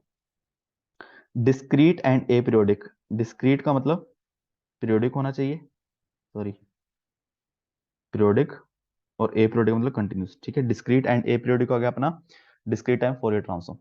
तो इसका आंसर आ गया, फर्स्ट का ए है, टू का सी है, फिर बी, ऑप्शन बी, ठीक है। ये बहुत ही सिंपल सवाल है, ये नहीं गलत होना चाहिए। Next question, for a real signal which one of the following is a valid power spectral density, सबसे पहले तो नेगेटिव नहीं होनी चाहिए मेरे हिसाब से, है ना, ठीक है, नेगेटिव नहीं होनी चाहिए क्योंकि स्क्वायर है पावर स्पेक्ट्रल डेंसिटी।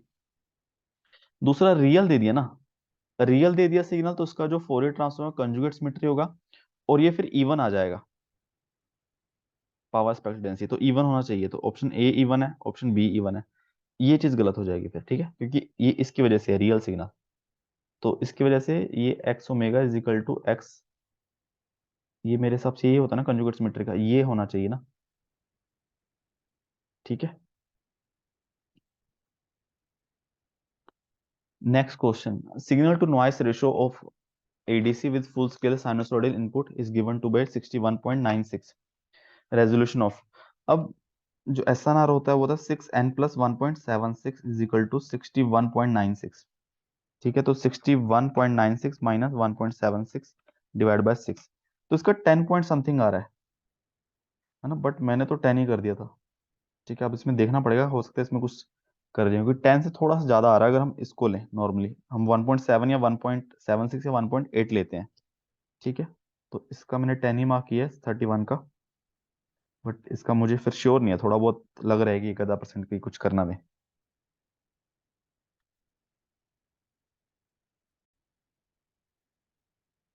32 क्वेश्चन तक पहुंच गए हैं। देखो ये भी आसान था, बट थोड़ा सा इसमें मुझे लगता है कि चेंजेस क्या किया था, कि in the circuit shown below current I flowing through 200, देखो NAT आ गया, इसमें थोड़ा सा शक होता है NAT में, क्योंकि इनफाइनाइट बनेगा आंसर, तो बड़ा ही ध्यान से करना पड़ता है NAT, ठीक है, इसका कोई इलाज नहीं है, ठीक है। सबसे पहले मैंने क्या किया, इसको सोर्स ट्रांसफॉर्मेशन लगा लिया यहाँ पे और यहाँ पे, ठीक है, तो यहाँ पे लगाया मैंने सोर्स ट्रांसफॉर्मेशन, तो मेरा क्या बनेगा, एक तो कहाँ बनाए, ठीक है, ये बन जाएगा 1 एम्पियर, ठीक है, पैरेलल में 2 ओम ये वाला, फिर 2 किलो ओम ये वाला, ठीक है, फिर साथ में 1 एम्पियर ये वाला, और यहाँ पे इस तरीके से, ठीक है, ये बन जाएगा 1, ये 2 2 1, और ये भी 1, ठीक है, 200। अब 1 और 1 बन जाएंगे, 2 2 1 बन जाएगा, है ना, इसको मैंने हटा देता हूँ, यहाँ 2 बन गया, ये 1 बन गया, ठीक है, ये आ गया। अब इसका दोबारा सोर्स ट्रांसफॉर्मेशन लगाऊंगा तो एक V equal to I R 2, और एक 1, है ना, और ये 1, ये 1, और ये 200 जो भी यहाँ बनाते हैं, ये बनेगा 2, फिर एक 1, 2 1, है ना, इसका मैंने सोर्स ट्रांसफॉर्मेशन किया, एक 1 तो है ही, फिर एक 1 एक 200, 1 और 200, ठीक है, 200 1 किलो में तो 1000, तो बेसिकली ये बन गया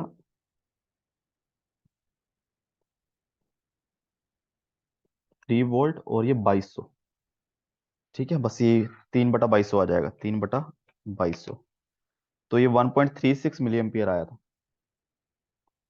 ठीक है, 1.36 32, ये मुझे लगता है सही है, ये आंसर दिया कोचिंग वालों ने भी। नेक्स्ट क्वेश्चन, ये थोड़ा सा मैंने लंबा किया है, ठीक है, अब इसका कोई शॉर्टकट वगैरह होगा, मुझे आइडिया नहीं है, बट इसका मैं बताता हूँ कैसे किया, कि for the 2 port network Y parameter दिए हुए हैं हमें, इस नेटवर्क के वाई पैरामीटर क्या होते हैं हमारे पास, कि वी वी होते हैं, नहीं, I one is equal to 2/100 V1 minus, ठीक है, ये सवाल मैंने बहुत लंबा चौड़ा किया, अब पता नहीं वो इसका शॉर्टकट क्या होगा, -V1/100 प्लस 4/300 V2, ठीक है, ये चीज होगी। अब यहाँ पे V1 है, यहाँ पे V2 है, ठीक है, ऐसे I2, और यहाँ पे I1 है, ठीक है। अब मुझे ZL फाइंड करना है, तो मैंने तो यही किया कि मैं आई शॉर्ट सर्किट करंट और ओपन सर्किट वोल्टेज फाइंड कर लेता हूँ, और काफी टाइम के बाद ऐसा लगा, और फिर ZL निकाल लूंगा, ठीक है, और यहाँ से KVL लगाने से मेरे पास एक चीज आई कि 120 is equal to 10 I1 plus V1, ठीक है, एक ये इक्वेशन आ गई। अब मुझे सबसे पहले अगर न्यू अपना नॉर्टन करंट फाइंड करना है, तो मुझे V2 को जीरो करना पड़ेगा, मुझे V2 को जीरो करके I2 फाइंड करना पड़ेगा, ठीक है, वही मेरा IN होगा, ठीक है, तो मैंने V2 को जीरो करना है, V2 में जीरो करूंगा, ये खत्म हो जाएगा, और I2 V1 के इक्वल आ जाएगा ना, और V1 की वैल्यू I1 पे है। हाँ यस ठीक है, तो देखो यहाँ से I1 की वैल्यू कितनी आ गई, 2/100 V1, और I2 की वैल्यू आ गई -V1/100। ठीक है, तो मुझे V1 की वैल्यू फाइंड करनी है, तो मैं क्या करता हूँ, मैं I1 की वैल्यू यहाँ पे पुट कर देता हूँ, ये वाली वैल्यू यहाँ पे। ठीक है, 120 is equal to 10 × 2/100 V1 plus V1। ठीक है, तो ये बेसिकली आ जाएगा 120 इज इक्वल टू 2/10 12/10 V1। ठीक है, तो मेरा V1 जो आया था, ये 10 हो गया, V1 आ गया 100 आ गया ना, देखते हैं। फिर मुझे क्या करना है, ये तो मेरा नॉर्टन करंट हो गया, अब मुझे ओपन सर्किट वोल्टेज फाइंड करनी है। इसका मतलब मैं क्या करूंगा, मैं I2 को जीरो करूंगा, और मुझे V2 को फाइंड करना है ना, I2 को जीरो कर दूं मैं। अगर मैं I2 को जीरो करूंगा, ठीक है, इसमें थोड़ा सा मुझे लगता है क्या करना पड़ेगा। I2 को जीरो किया मैंने इस इक्वेशन में, तो मेरे पास क्या आया, V1 is equal to 4/3 V2। ठीक है, V1 की वैल्यू मैं यहाँ पे पुट करूंगा। सबसे पहले मैं क्या करूँ, ये I1 की वैल्यू यहाँ पे रखता हूँ मैं एक बार। 120 इज इक्वल टू 10, I1 है 2/100 V1 माइनस V2/100। ठीक है, प्लस V1। ठीक है, अब V1 की वैल्यू मैं V2 में रख दूं इस तरीके से, 10 ये कैंसिल कर देता हूँ, तो 2/10 × 4/3 V2 minus V2/10 plus 4/3 V2 है ना। क्या कर रहे थे हम, गलत कर दिया ना, पहले पहले मैं I2 फाइंड करना था, मैं क्या फाइंड करने लग गया, चलो कोई ना, वो देखेंगे दोबारा। 4, क्या करें इसमें, 30 कर दें इसका एलसीएम, तो 8 - 3 प्लस 30 कर देता हूँ, 8 + 3 40। ठीक है, V2 है ये, तो 120 इज इक्वल टू 48 45/30 V2। तो 5 × 3 = 15, 3 × 45, 15×2 = 30, 4 और 40, V2 आ गया 80। हाँ ये सही है, ठीक है, V2 80 आ गया। पहले मैं क्या करना था फाइंड, मुझे मुझे I2 फाइंड करना था। अच्छा, मैंने V1 फाइंड कर लिया 100, और यहाँ से I2 की वैल्यू आ गई, सॉरी, -100/100, तो मतलब -1, और I2 मेरा इस डायरेक्शन में था, तो ये -1 आया, इसका मतलब जो शॉर्ट सर्किट करंट आया वो 1 आ गया। ठीक है, आई नॉटन, आई एन जो 1 आ गया, VTH जो आ गया वो 80 आ गया, तो ZL किसके इक्वल आ गया, 80/1। ठीक है, तो मेरे हिसाब से बहुत लंबा मेथड है, कुछ इसका कुछ ना कुछ अच्छा मेथड होगा। ठीक है, नेक्स्ट क्वेश्चन है, for the circuit shown below propagation delay of each NAND gate is 1 nanosecond, the critical path delay in nanosecond. ये मुझे एग्जैक्ट मतलब कह सकते हो मैं कॉन्फिडेंट नहीं था, बट 1 नैनोसेकंड इसका आ गया, 1 इसका आ गया। अब इसका मैंने डिले फाइंड कर दिया कि यहाँ पे अगर कुछ चेंज होता है तो एक्चुअल चेंज यहाँ पे 2 बार पास करेगा, तो 2 नैनोसेकंड।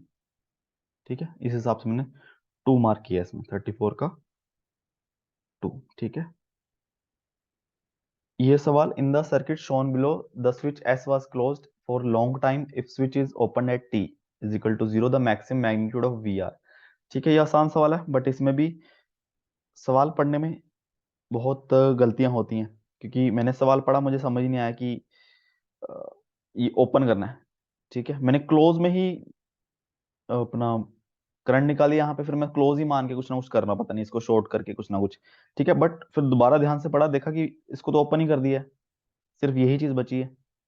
ठीक है, तो सबसे पहले t is equal to 0 negative पे स्विच क्लोज है, तो ये कुछ ऐसा ही बनेगा, ये तो शॉर्ट होगा। ठीक है, 2 वोल्ट, ये हो गया 1 ओम, और यहीं पे करंट हो जाएगा 2 एम्पियर।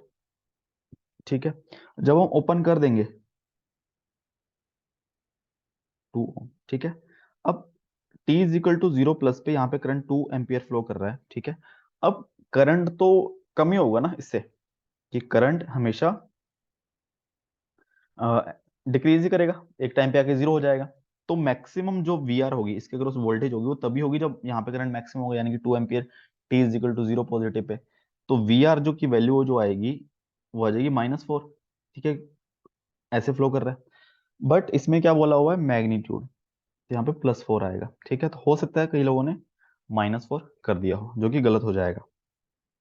ठीक है, अगला सवाल ये भी मतलब कंपनी इसका रैंडम वेरिएबल का सवाल है। इसमें कुछ ज्यादा तो किया नहीं मैंने, इन्होंने बोला कि random variable X distributed normal as n 0 to 1। ठीक है, एज n 0 1, एक्स की वैल्यू जो है 0 1। ठीक है, undergoes the transformation y is equal to hx given the figure form of the probability density function of y is ABC0। इसमें मुझे लगा कि देखो, अब y की जो वैल्यू है या तो -1 है, ठीक है, या +1 है, या 0 है, या फिर एक कंटिन्यूसली वेरी कर रही है। ठीक है, तो इसका देखो ये हो गया y की वैल्यू +1, मतलब 1 हो सकती है, ये -1 हो सकती है। ठीक है, ये 0 वाला नहीं लिया, वो 0 वाला आ गया और एक कंटिन्यूस फंक्शन आ गया, तो इसलिए मैंने मार्क किया है बी। ठीक है, कि ये वाली ये चीज़ है इसके लिए और इसके लिए, ये y की वैल्यू 0 और फिर ये इसके लिए। ठीक है, मुझे नहीं पता सही है कि नहीं, मुझे तो मैक्स यही है कि ये होना चाहिए। Next question, the value of line integral along the straight line joining the point. ठीक है, अब इसमें जो किया मैंने, इस लाइन की इक्वेशन आ जाएगी x-1 2 -1, है ना, x-1 2 -1 1, y-1 3 -1 2, z-2 1 -2 -1, है ना, इज इक्वल टू टी। मैं तो ये इस तरीके से किया। ठीक है, तो x की वैल्यू आ गई t+1, y की वैल्यू आ गई 2t+1। ठीक है, बहुत लंबा मेथड है, मुझे भी ध्यान में नहीं है कि सही या गलत किया। तो dx की वैल्यू आ गई dt, dy की वैल्यू होगी 2 dt, dz की वैल्यू होगी -dt। तो यही मैंने सब उसमें पुट कर दिया।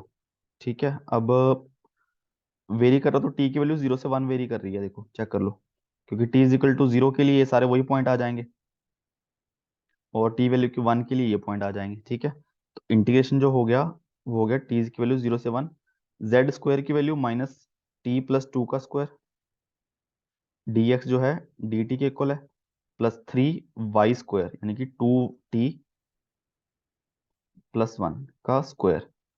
ठीक है, और डी वाई की वैल्यू है 2 dt, यानी कि 2 dt यहाँ पे 6 dt।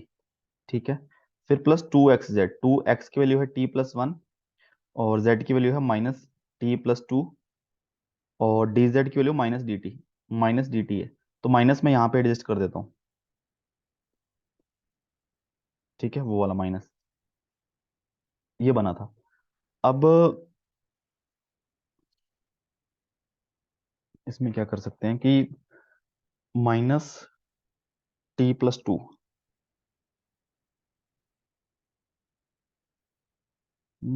इसमें हम क्या करेंगे, क्योंकि माइनस को हम, हाँ चलो ठीक है, इसका अगर मैं करूंगा -t+2 का क्यूब आ जाएगा डिवाइड बाय 3, और नीचे डिफरेंशिएशन आएगा -t+2 का, तो -1 आ गया। ठीक है, -1 भी साथ में आ गया, माइनस आएगा +6 2t+1 की पावर 3, नीचे 3, फिर 2t+1 का डिफरेंशिएशन 2। ठीक है, तो 6 पूरा कैंसिल हो जाएगा, प्लस इसको मैंने क्या किया, फिर खोल लिया, यह आ जाएगा 2t²। ठीक है, 2t² आ गया और -2t+t, -2t आ गया। ठीक है, -2 -4, ठीक है, ये आ गया, तो इसका आ जाएगा 2t³ बाय 3 -2t² बाय 2, तो t² ही आ गया -4t। ठीक है, तो हम इसको करेंगे 0 से 1 और 1 पुट करूंगा तो यहाँ पे आएगा 2 - 1, तो 1/-3 प्लस, यहाँ पे मैं 1 पुट करूंगा, 2 + 1 3 की 27 प्लस 2/3 -1 -4, अब आएगा माइनस, 0 पुट करूंगा यहाँ पे तो 2 की पावर 3, तो 8/3 माइनस का, प्लस यहाँ पे 0 पुट करूंगा तो 1 ही आ जाएगा, ठीक है, बाकी का सब खत्म हो जाएगा। 27 -1 -5 तो 22। 22 -1/3 +2/3 +8/3 -1, ठीक है। 8 2 10 -1 9/3 तो 22 +3 -1, 22 3 25 -1 1 24, ठीक है, तो इस हिसाब से है। ठीक है, इसका भी देख लेना कोई अगर शॉर्ट मेथड हो। अब ये सवाल देखो, ये सवाल सब कर करा के ये भी गलत कर दिया, ठीक है। 38 का मुझे लगता है मैंने सी मार्क किया, 38 का सी, हाँ देखो गलत है। अब देखो इन्होंने बोला कि x जो है n into one real column vector है विद लेंथ जो है x ट्रांसपोज इंटू x, ठीक है। l की वैल्यू है trace of matrix p x into x T. अब देखो यहाँ पे कुछ भी दे दिया। अब मान लो कि कॉलम वेक्टर है x, x को मान लिया मैंने ए बी, ठीक है। अब x ऑफ ट्रांसपोज क्या आएगा, ए बी, ठीक है। अब इन दोनों को मल्टीप्लाई करो, x of t into X is equal to A B A, ठीक है। अब A square plus B square, ठीक है। अब इसका अंडर रूट एल है, मैंने वही गलती की, मैंने अंडर रूट नहीं देखा, मैंने क्या किया एल को सीधा ये ले लिया, बट एल किसके इक्वल होना चाहिए, ए स्क्वायर प्लस बी स्क्वायर के, ठीक है, इसके इक्वल आ जाएगा अंडर रूट के। अब पी जो है, पी का ट्रेस फाइंड करना है, पी है एक्स इंटू एक्स ट्रांसपोज, मतलब ए बी, ठीक है, किसके इक्वल आएगा ए स्क्वायर फिर ए बी फिर ए बी बी स्क्वायर, तो इसका ट्रेस क्या आ गया, ए स्क्वायर प्लस बी स्क्वायर, जो किसके इक्वल है एल स्क्वायर के, ठीक है। तो ऑप्शन ए आएगा। अब देखो मैंने फिर वही ये इसको सिली मिस्टेक बोलेंगे, सब चीज कर ली बट यहाँ पे अंडर रूट रह गया, जिसकी वजह से सी मार्क कर दिया कि अंडर रूट है ही नहीं, तो ये दोनों इक्वल आ गए, ठीक है। नेक्स्ट सवाल कि V out upon V input, ठीक है, ये भी मैंने, हो सकता है इसका कोई शॉर्टकट हो, मैंने क्या किया कि वी इनपुट दोनों साइड है ना। हम्म, अच्छा वी इनपुट दोनों साइड ही है, तो अगर यहाँ पे वी इनपुट है, सिंपली यहाँ पे तो हमें मिलना चाहिए नेगेटिव पे ना, तो सिंपली यहाँ पे -R2/R1 × V1, ठीक है। और यहाँ पे पॉजिटिव पे है तो यहाँ पे मिलना चाहिए 1 + R2/R1 ठीक है। यहाँ पे अगर हम लगाएंगे नोडल तो बेसिकली नोडल लगाया था कि कंबाइन करके V1 ही आ रहा था, ठीक है, तो V1 की वैल्यू, तो नोडल लगा लो, 0 माइनस प्लस आ गया R2/R1 V1, ठीक है, प्लस 0 माइनस दिस वन, तो -1 + R2/R1 V1 plus 0 minus V output divide by, अच्छा डिवाइड बाय R3 भी आएगा ना, ठीक है। R4 = 0। अब इसमें से निकाल लो कॉमन, V1/R3 कॉमन निकाल लो, R2/R1 -1 -R2/R1, ये तो कैंसिल होने वाला है, ठीक है, ये दिख रहा होगा, minus V out one is equal to 0, और इसको उधर ले जाओ, -V1/R3 we out by R4, तो V out by V input R4/R3, ठीक है, ऑप्शन ए बन रहा था, ठीक है, इसमें भी कुछ ज्यादा प्रॉब्लम नहीं थी। नेक्स्ट क्वेश्चन है कि in the circuit shown below D1 and D2 are silicon diodes with cut-in voltage of 0.7 volt. V input and V output are input and output voltage of in volt. Transfer characteristic, ठीक है, ये भी ठीक ही सवाल था, ठीक है। सबसे पहले देखो D1 ऑन होने के लिए V इनपुट को 1 वोल्ट से ज्यादा तो होना चाहिए ना, है ना, अगर यहाँ पे हम ओपन सर्किट बोल गए 1 वोल्ट से ज्यादा होने पे D1 ऑन हो जाएगा, ठीक है, D1 ऑन है, तो V आउटपुट किसके इक्वल आ जाएगा, V इनपुट -0.7, ठीक है, 1 वोल्ट से ज्यादा होने पे V इनपुट, तो V इनपुट देखो 1 वोल्ट से ज्यादा, सॉरी 1.7, क्योंकि इसका ड्रॉप भी तो है, ठीक है, 1 वोल्ट तो यहीं पे है, तो इसका ड्रॉप भी तो 0.7, ठीक है, 1.7 वोल्ट, ठीक है। अब देखो मैंने गलती की बट अपने पास ऑप्शंस में वैसा कुछ है ही नहीं कि वो 1 से ज्यादा, वही देख के समझ आएगा कि हाँ गलती कर दी, ठीक है। तो देखो 1.7 वाला देखो कि 1.7 से जैसे ही वी इनपुट ज्यादा है तो we output we input minus 0.7, ठीक है, तो बढ़ती जाएगी, वी इनपुट बढ़ती जाएगी, और 1.7 पे वी आउटपुट 1 के इक्वल आ जाएगी। तो देखो इसमें सही है, और ये भी ठीक है। हाँ ठीक है, तो अपना ए और सी बच गए हैं। इसके अलावा अगर हमें इसका देखना हो कि यहाँ पे 1 वोल्ट है, अब यहाँ पे 0.3 से कम कम ही होनी चाहिए तभी ये ऑन होगा, ठीक है, तो वी इनपुट अगर 0.3 से कम है तभी D2 ऑन होगा अपना, ठीक है, और वी आउटपुट किसके इक्वल आ जाएगा हमारा, वी इनपुट प्लस 0.7, ठीक है, क्योंकि D2 ऑन है। तो -0.3 पे चेक करो, सॉरी +0.3 पे, 0.3 पे क्या है, D2 ऑन हो जाएगा जस्ट, और 0.3 + 0.7 1, तो ऑप्शन ए बन रहा है देखो, ठीक है, यहाँ पे देखो -1.7, इसका तो कोई लॉजिक ही नहीं है, ठीक है। नेक्स्ट क्वेश्चन, ये भी सीधा सा सवाल था कि रैंप इनपुट दिए हुए एरर फाइंड करना है। तो सबसे पहले हमें के, रैंप है तो के कौन सा होता है, वेलोसिटी, के वी फाइंड करना है। तो एस को हटा के 0 पुट कर दो, k/2 आ गया।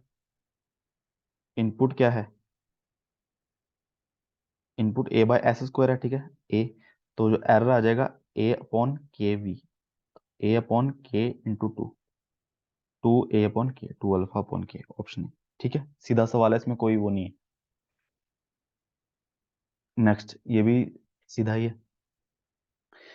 कि हमें फाइंड करना है कि block diagram R S and D S R two inputs, input output Y S is express as Y S is equal to G1s RS, G2s DS, ठीक है, G1s and G2s given by, ठीक है, तो basically इसका क्या आएगा, इसका क्या आएगा, तो इसको 0 मान लो पहले, ठीक है, ये है ही नहीं, और फिर इसके रिस्पेक्ट निकाल लो, देखो आर एस से वाई एस जाना हो हमें अगर, तो एक तो फॉरवर्ड पाथ एक ही है, G1s, ठीक है, G1s, सॉरी GS, ठीक है, लूप देखो, एक तो ये लूप बनेगी L1, जो मैं बनू -GH, ठीक है, -GH। दूसरी लूप क्या बनेगी, दूसरी लूप ये बनेगी -G, और डिनोमिनेटर क्या आएगा, 1 - L1, डिनोमिनेटर में ये आता है ना, lambda is equal to 1 - L1 + L2, तो आ जाएगा 1 + G + GH, ठीक है, तो ऑप्शन बी और सी तो एलिमिनेट हो गए हैं, ठीक है। अब अगर मुझे इसके थ्रू देखना हो, इसको छोड़ दूं, तो इसमें भी एक तो फॉरवर्ड पाथ तो ये है GS, ठीक है, तो GS और GS, दूसरा इसमें अगर लूप देखा जाए, एक तो लूप यही हो गई, ठीक है, G1 -G -H, ठीक है, -GH, तो ये +GH तो नीचे आएगा ही आएगा, ठीक है, ऑप्शन यही आ जाएगा। दूसरी ये भी लूप होगी एक,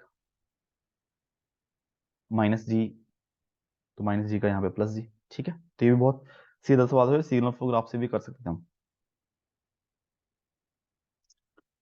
next question, the state equation of A second order system is, तो x.t is equal to axt, x0 is initial condition, suppose λ1 and λ2 are distinct eigenvalues of a and v1 v2 are corresponding eigenvector, constant a1 is equal to and a2 the solution xt of state equation। ये मुझे exact बहुत अच्छे से explanation नहीं आती कि कैसे करेंगे, बट इसका आंसर मुझे लगता है यही, ए ही मार्क किया था, ए ही है, ठीक है, ये स्टेट स्पेस का है, थोड़ा इसको डेरिवेशन वगैरह होगी कुछ ना कुछ, ठीक है।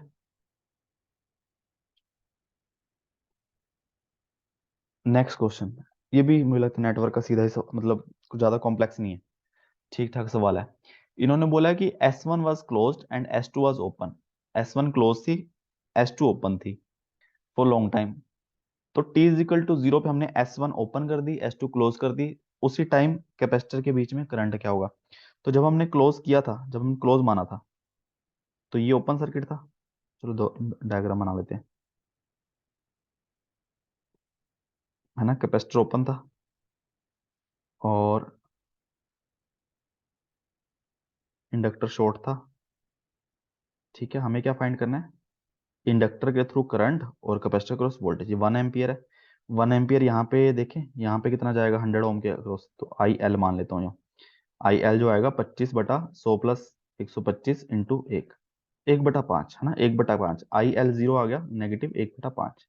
ठीक है, सिमिलरली फिर उसकी वजह से जो वी सी जीरो आएगा, वी सी जीरो किसके इक्वल आएगा, नेगेटिव पॉजिटिव एक ही बात है, 1.5 इंटू 100 यानी कि 20। ठीक है, जब हमने ये स्विच ओपन कर दी, ये क्लोज कर दी, इसका काम खत्म, इसका काम खत्म। ठीक है, तो बेसिकली हम कैपेसिटर को मैंने वोल्टेज सोर्स से रिप्लेस किया, T is equal to only zero positive के लिए 20 वोल्ट, और इंडक्टर को मैंने, अच्छा ये 100 ओम भी गया, 1/5 ऐसे 25।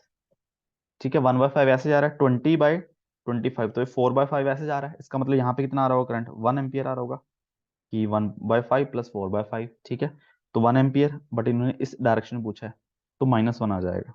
ठीक है, ऑप्शन बी। ठीक है, बहुत ही सीधा, बस थोड़ा आराम से करोगे तो बनने वाला था सवाल। नेक्स्ट क्वेश्चन, ये तो मुझे नहीं समझ आया। ठीक है, इसलिए मैंने शायद इसको किया ही नहीं है 45 को। ठीक है, 44 का बी था। नेक्स्ट, ये भी मैंने किया, बट ये मुझे नहीं ध्यान, ये शायद एम टी ए भी बोल रहे हैं, मैंने बी मार्क किया हुआ है। ठीक है, मुझे नहीं एक्सप्लेनेशन इसकी आती। ठीक है, एच पैरामीटर का सवाल है, और हमें maximum small signal voltage find करना है। ये देखो, ये है डिस्क्रीट टाइम फोरियर सीरीज का सवाल। ये बहुत, फोरियर सीरीज बहुत कम आती है, देखो आ गई। तो कोई मेरे से पूछता है कि करना चाहिए, तो मैं तो ये बोल देता हूँ कि यार एटलीस्ट फॉर्मूला तो पता हो, और दो चार सवाल है ना, ताकि प्रीवियस ईयर जो आए हुए हैं, ताकि उसको हम यूज कर सकें। तो इसमें वही चीज की है, देखो एक्स ऑफ एन किसके इक्वल है, हमें दिया हुआ है कि ए के ई रेज टू पावर जे के 2 पाई एन। अब ए के किसके इक्वल होता है, वो तो 1/n0 समीशन, एन की वैल्यू 0 से 4 आ जाएगी, X of N E raise to power minus J N 2 pi k/5। ठीक है, ये चीज पता है हमें। अब हमें फाइंड करनी है इसकी वैल्यू। ठीक है, अब मुझे ये पता है ना, आपको ये फॉर्मूला दिया हुआ है, इसका हमें पता है, तो मुझे साइन को मैं पहले ए की फॉर्म में लिखूं, है ना। ये भी बहुत, मतलब बड़े कंसंट्रेशन से किया गया सवाल है। ठीक है, ऐसे एकदम नहीं हुआ ये। तो एन नोट तो 1/5 है, नहीं चलो इसको मैं लिखता हूँ थोड़ा, कि समीशन एन की वैल्यू 0 से 4, X of N E raise to power J, J आ गया 4 pi n/5 minus E raise to power minus J 4 pi n/5 divided by 2j। ठीक है, 2j मैंने बाहर निकाल लिया, 1/2j summation 0 to 4 X of N E raise to power J, मैं क्या लिख रहा हूँ अभी, n into 2 pi into 2 divide by 5। ठीक है, मैंने 2 पाई लिखना है मुझे, क्योंकि 2 पाई है, वहीं से मुझे n और k का पता चलेगा, minus X of N E raise to power minus J N 2 pi into 2/5। ठीक है, ये आ गया। अब मैं अगर इनको कंपेयर करूं, तो k की वैल्यू यहाँ पे कितनी है, देखो यहाँ पे माइनस है, तो ये k, तो क्या ये, अगर मैं यहाँ पे a2 की वैल्यू निकालूं 1/n0 X of N E raise to power minus J N 2 pi into 2/5। ठीक है, तो क्या ये वाली चीज जो है मेरी, ये n0 इंटू a2 नहीं आ रही। ठीक है, सिमिलरली ये चीज जो आएगी, ये मेरी आएगी n0 इंटू ए ऑफ -2। ये बात समझ आ गई, तो मतलब जो चीज मुझे फाइंड करनी है वो आ रही है 1/2j। अच्छा, समीशन को मिला के, समीशन को मिला के, ठीक है, वो आ रही है मेरी n0 into A of -2 minus n0 A of +2। ठीक है, अब हमें क्या दिया हुआ है, a0 a1 a2 a3, a2 तो हमें दिया हुआ है, ए ऑफ -2 कैसे आएगा। अब मुझे पता है कि ये पीरियोडिक होते हैं, ये कोफिशिएंट्स। ठीक है, तो इसका मतलब a0 +5 कर दूं या -5 कर दूं, बराबर आएंगे, मतलब a0 a5 a-5। ठीक है, पीरियड 5 है ना, बराबर आएंगे। सिमिलरली ए ऑफ -2 मेरा कैसे आएगा, ए ऑफ -2 जो है +5 कर दो a3 के इक्वल, तो मतलब ये a3 के इक्वल आएगा 1/2j। एन नोट को मैं बाहर निकाल लिया, 5 आएगा। ये ए ऑफ -2 a3 के इक्वल है -2j, माइनस a2 किसके इक्वल है 2j। ठीक है, तो ये 5 into -4j divided by 2j, J J cancel, 2 cancel, 5 दूनी 10 और माइनस -10, ऑप्शन ए। ठीक है, 47 का a। तो बस यही है कि बहुत ज्यादा नहीं, सिर्फ अगर बेसिक फॉर्मूला हमने देखा है, ठीक है, ये देखा है, ये देखा है, फिर थोड़ा सा दिख जाएगा कि कैसे करना है। ठीक है, थोड़ा डिस्क्रीट एक तरह से आसान भी है, क्योंकि हम 1 2 3 ऐसे पुट कर रहे हैं, बट मुश्किल क्या हो जाता है, देखो एन और के में थोड़ा सा कंफ्यूजन हो जाता है कि कहाँ पे क्या हो रहा है। उसके लिए प्रैक्टिस बहुत जरूरी है। ठीक है, ये सवाल आसान है कि let the input X N having discrete time Fourier transform, ये दिया हुआ है, और हमें दिया हुआ इनपुट दिया है और फ्रीक्वेंसी रिस्पॉन्स दिया है, इम्पल्स रिस्पॉन्स, आउटपुट फाइंड करनी है। तो इसको हम जेड ट्रांसफॉर्म में कर लेते हैं, ज्यादा अच्छा रहता है कि एक्स जेड क्या आएगा, 1 minus Z inverse plus 2 Z की पावर -3। एच जेड क्या आएगा, 1 माइनस 1/2 जेड की पावर -2। थोड़ा सा लिखने में सही हो जाता है। जब हम मल्टीप्लाई करेंगे वाई जेड निकालेंगे कि x Z into H Z, multiply करना है, देखो 1 इंटू 1 1, थोड़ा सा यहाँ पे लिखते हैं 1 माइनस 1/2 जेड की -2, फिर जेड इनवर्स को मल्टीप्लाई करूंगा तो माइनस जेड इनवर्स, या छोड़ो उल्टा करते हैं, पहले मैं इस 1 को मल्टीप्लाई करता हूँ इन तीनों से।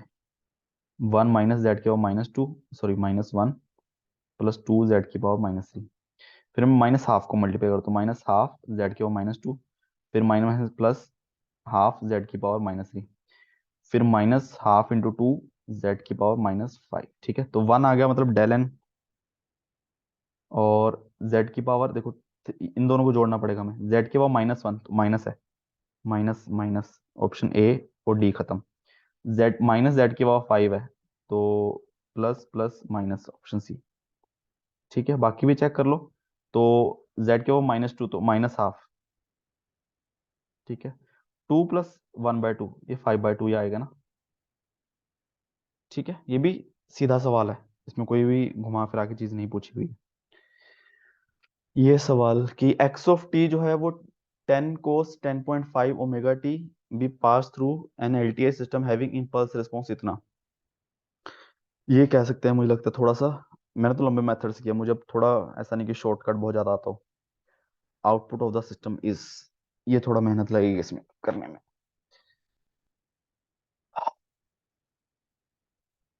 मैं खुद ही भूल गया हूँ। सबसे पहले मुझे क्या करना पड़ेगा, मुझे एक्स ऑफ टी तो सिंपल है, एक्स ऑफ ओमेगा डोमेन बना लेता हूँ मैं।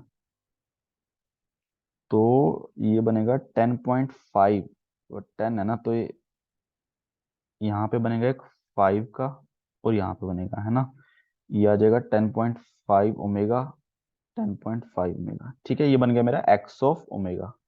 अब चैलेंज है मेरा एच ऑफ ओमेगा बनाने का ना,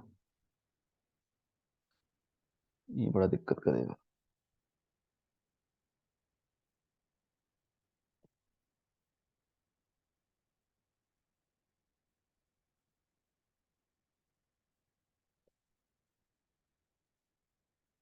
ठीक है, सबसे पहले क्या करें हम,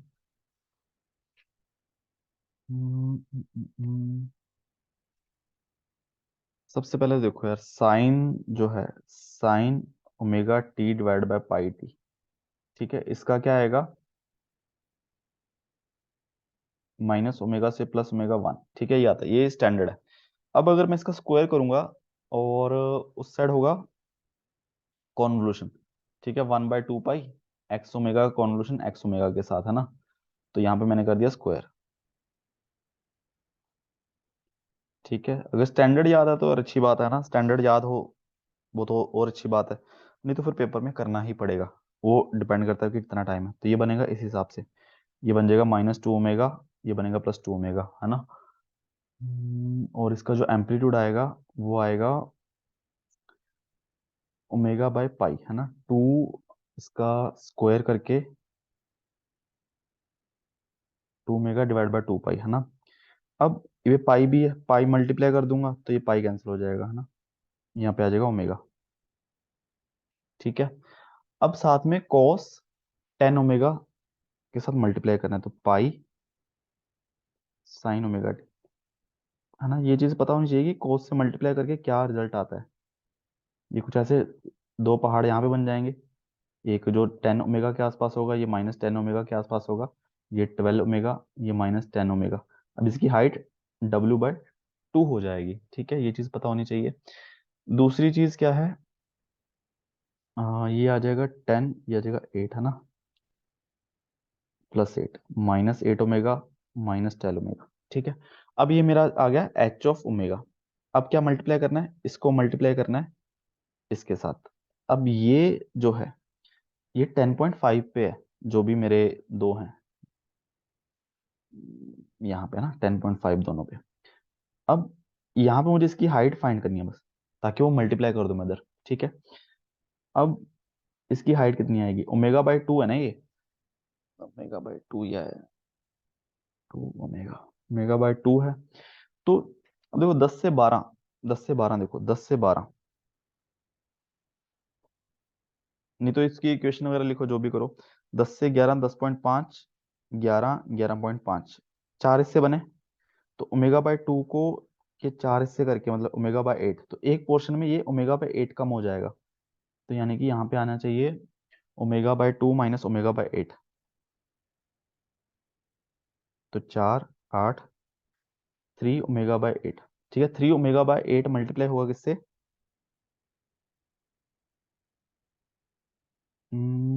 5 से, ठीक है। तो बेसिकली मेरे हिसाब से यहाँ पे आएगा 3 ओमेगा/8 इंटू 5, 15 ओमेगा/8, और यहाँ पे भी 15 ओमेगा/8, ठीक है।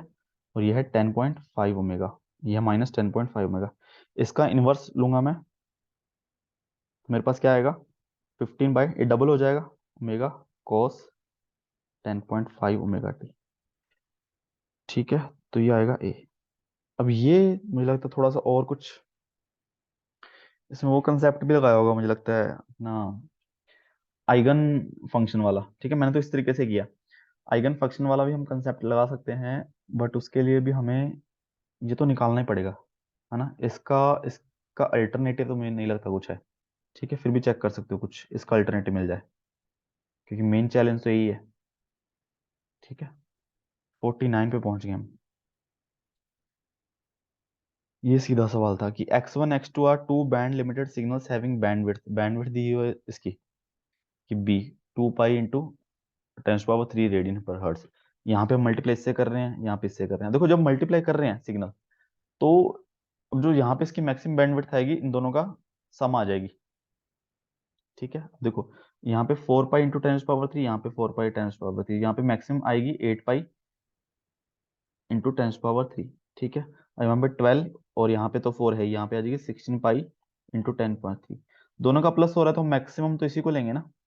तो नाइक्विस्ट सैम्पलिंग आ जाएगा इसका डबल, 16 पाई है तो 32 पाई इंटू 10⁻³, ठीक है, ऑप्शन डी। ये सीधा सवाल है, ये नहीं गलत होना चाहिए। ये नहीं आता इस पैरामीटर, ठीक है। इसका मुझे लगता है मैंने मार्क भी नहीं किया, 51 का किया क्या, नहीं किया, यस, तुक्का नहीं मारा। ये सवाल अच्छा है, ये करने में तो सेकंड्स में हो जाएगा ना, और लेंथी करने बैठोगे तो फिर शाम तक नहीं होगा। The standing wave ratio of a 50 ohm lossless transmission line terminated in an unknown load impedance is found to be 2। जो स्टैंडिंग वेव रेशियो है 2 है, तो जो अपना ये आ जाएगा रिफ्लेक्शन कोफिशिएंट का, ये आ जाएगा अपना मोड आ जाएगा वो S-1 2-1/2 + 1, इसी होता है ना, 1/3 आ जाएगा, मोड 1/3 आ गई इसकी वैल्यू। फिर उन्होंने बोला कि distance between successive voltage minima is 30 centimetre. दो जो मिनिमा है उनके बीच में डिफरेंस है 30 सेंटीमीटर, और फर्स्ट मिनिमा जो है 10 सेंटीमीटर पे है, ठीक है। ये 10 सेंटीमीटर होगा कुछ। अब इन्होंने क्या बोला है कि ZL can be replaced by N equivalent length, ZL को हम रिप्लेस कर सकते हैं इक्विवेलेंट लेंथ और RM, है ना। अब ये तो कॉम्प्लेक्स है, अब ये हमारा RM रेजिस्टेंस आ गया, तो क्या होनी चाहिए। अब इसको जो, अगर आपने मेरे चैनल पे वीडियो देखा होगा, इसको मैं सर्कल वाले मेथड से करता हूँ जो मैंने पढ़ा हुआ है। अब देखो दो मिनिमा, अब सर्कल कैसे बनाए, सर्कल बनाते हैं एक, इसको हटाते हैं, यहाँ पे सर्कल बनाएंगे। टाउ की वैल्यू कितनी है, मोड ऑफ टाउ की वैल्यू 1/3, ठीक है। सर्कल बनाया मैंने, ठीक है। एक वीडियो है, वो मैं मिल जाए तो ठीक है, नहीं तो मैसेज कर देना। यहाँ पे मैक्सिमा, यहाँ पे मिनिमा, ठीक है। अब इन्होंने बोला है कि जो 30 सेंटीमीटर है दो मिनिमा के बीच में डिस्टेंस, यानी कि ये पूरा सर्कल, यानी कि मिनिमा टू मिनिमा पूरा सर्कल 30 सेंटीमीटर के करीब हो गया। और फर्स्ट मिनिमा है 10 सेंटीमीटर। इसका मतलब मिनिमा और मैक्सिमम में डिफरेंस कितना आ जाएगा? 15। ये हो जाएगा 15। और ये मिनिमा से 10 सेंटीमीटर दूर है, इसका मतलब ये कुछ यहाँ पे होगा। ठीक है, ये 10 सेंटीमीटर है अगर मैं इसमें ऐसे मानूं। ठीक है, अब इन्होंने क्या बोला है कि अगर यहाँ पे आर एल ओम में है, ठीक है, 50 ओम में है, तो टाउ हमारा तो टाउ के किसके इक्वल आएगा?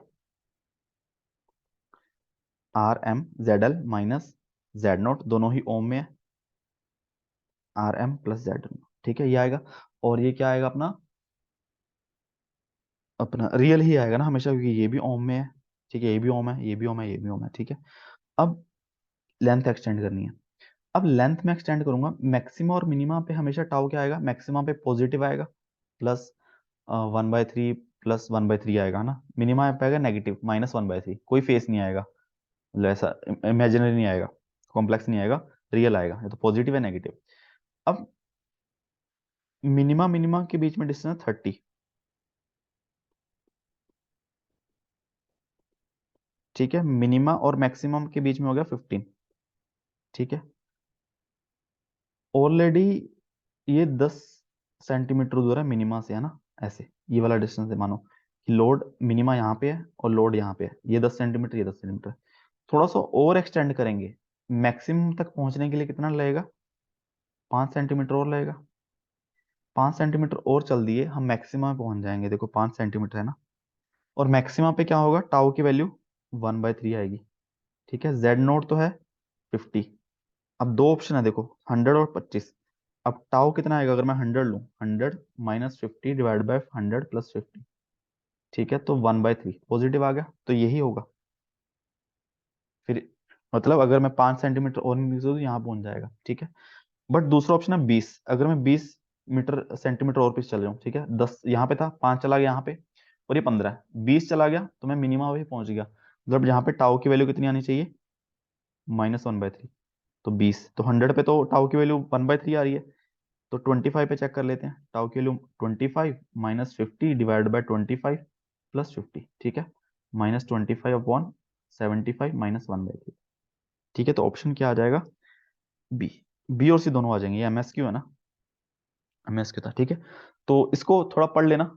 जिसको सर्कल वाला मेथड आता है तो उसको थोड़ा इजीली समझ आ गया होगा, बट जिसको नहीं आता इसको पढ़ लोगे तो देखो इजीली हो जाएगा सवाल। ठीक है, दिख जाएगी चीजें। अगला सवाल, ये शायद मैंने गलत कर दिया है। इलेक्ट्रिक फील्ड ऑफ ए, ये मैंने क्या मार्क किया है? 53 का, 53 का ए और बी मार्क किया हुआ है। ये भी थोड़ा सा मुझे लगता है मुश्किल तो है। इलेक्ट्रिक फील्ड जो दिया हुआ है इस हिसाब से दिया, हमें फाइंड करना है following combination left hand elliptical polarize. Elliptical polarize, ठीक है, देखो एलिप्टिकल के लिए सबसे पहले तो अगर मैग्नीट्यूड तो डिफरेंट होना ही चाहिए। अगर मैग्नीट्यूड सेम है और फेस 90 या 180 के अलावा कुछ है तब भी एलिप्टिकल बन जाता है। ठीक है, तो इसको कोशिश करते हैं करने की। सबसे पहले वाई वाला जो है +θ है, तो इसको तो मैं कुछ ऐसे करता हूँ कि ये बना लिया। अब ये z की डायरेक्शन में है, ठीक है, तो x ऐसे, y ऐसे, z बाहर की तरफ आ रहा है ना, तो मेरी तरफ आ रहा है z। x को हम बना लें, अगर मैं x को पहले cos ही मान लूं, ऑप्शन ए चेक कर लेते हैं। ठीक है, अब θ π/4 है, यानी कि +θ, यानी कि +π/4। इसको एडवांस कर दूं, इसको ऐसा आ जाएगा कुछ। ठीक है, अब टाइम t = 0 पे x की वैल्यू 1 है और y जो है 1 से कम ही होगा ना, 45 पे 1/√2 कुछ यहाँ पे ऐसा आएगा। अब जैसे जैसे टाइम बढ़ रहा है x कम हो रहा है और y भी कम हो रहा है, तो कुछ मुझे लगता है इस हिसाब से बन रहा होगा, ऐसे बन रहा था। और इसको लेफ्ट हैंड ही अगर मैं रोटेट करूंगा इसकी डायरेक्शन में, तो थंब बाहर की तरफ आएगा, तो मतलब ए तो सही है। ए मैंने मार्क किया हुआ है, मैंने ए और बी मार्क किए। ठीक है, ये तो मेरा आ गया था। फिर बी में भी क्या करना है?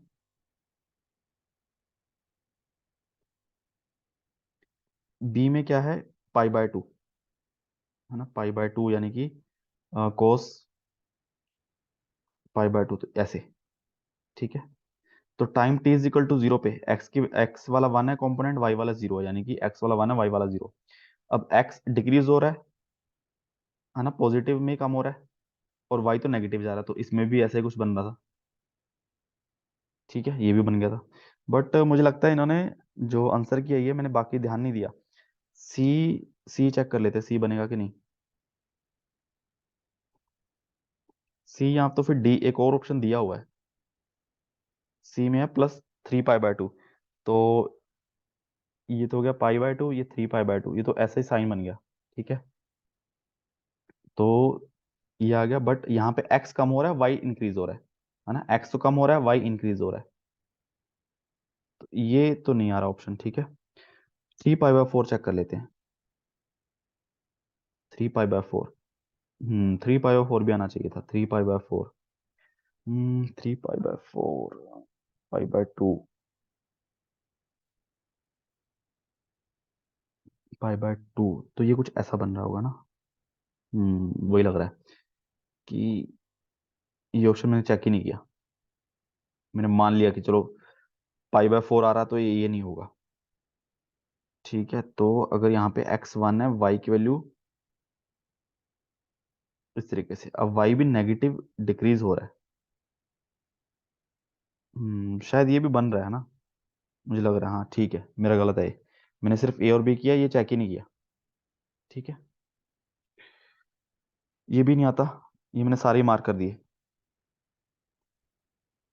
ABCD देखा जाएगा। Next question, value of integral X Y D X D Y over the region, ठीक है। तो मैंने इसमें को दो हिस्सों में डिवाइड कर लिया ऐसे। सबसे पहले मैंने किसको वेरी कर दिया, ये एक्स को वेरी कर दिया, ये कितना आ जाएगा पॉइंट अपने, ये तो 1 ही है, चलो एक्स की वैल्यू 1 ही है। मैंने क्या किया, इसको सबसे पहले मैंने एक्स को वेरी किया, ये एक्स की वैल्यू होगी -y से +y, ठीक है, और y वेरी होगा 0 से 1, ठीक है। एक तो पार्ट ये हो गया प्लस यहाँ पे, ठीक है, दोनों को ऐड कर देंगे हम। तो x की वैल्यू होगी y -2 से लेके x की value -y+2, X Y D Y D X, ठीक है। अब देखो x है यहाँ पे, और ये -a to a है, ओड फंक्शन है तो डायरेक्टली 0 आ जाएगा, ठीक है, इसको करना कर लो। तो x क्या आ जाएगा, x² /2y, ठीक है, -y to y, y बाहर रखो, x की upper limit y², lower limit -y², ये भी पॉजिटिव आ जाएगा, काम खत्म, ये आ गया 0।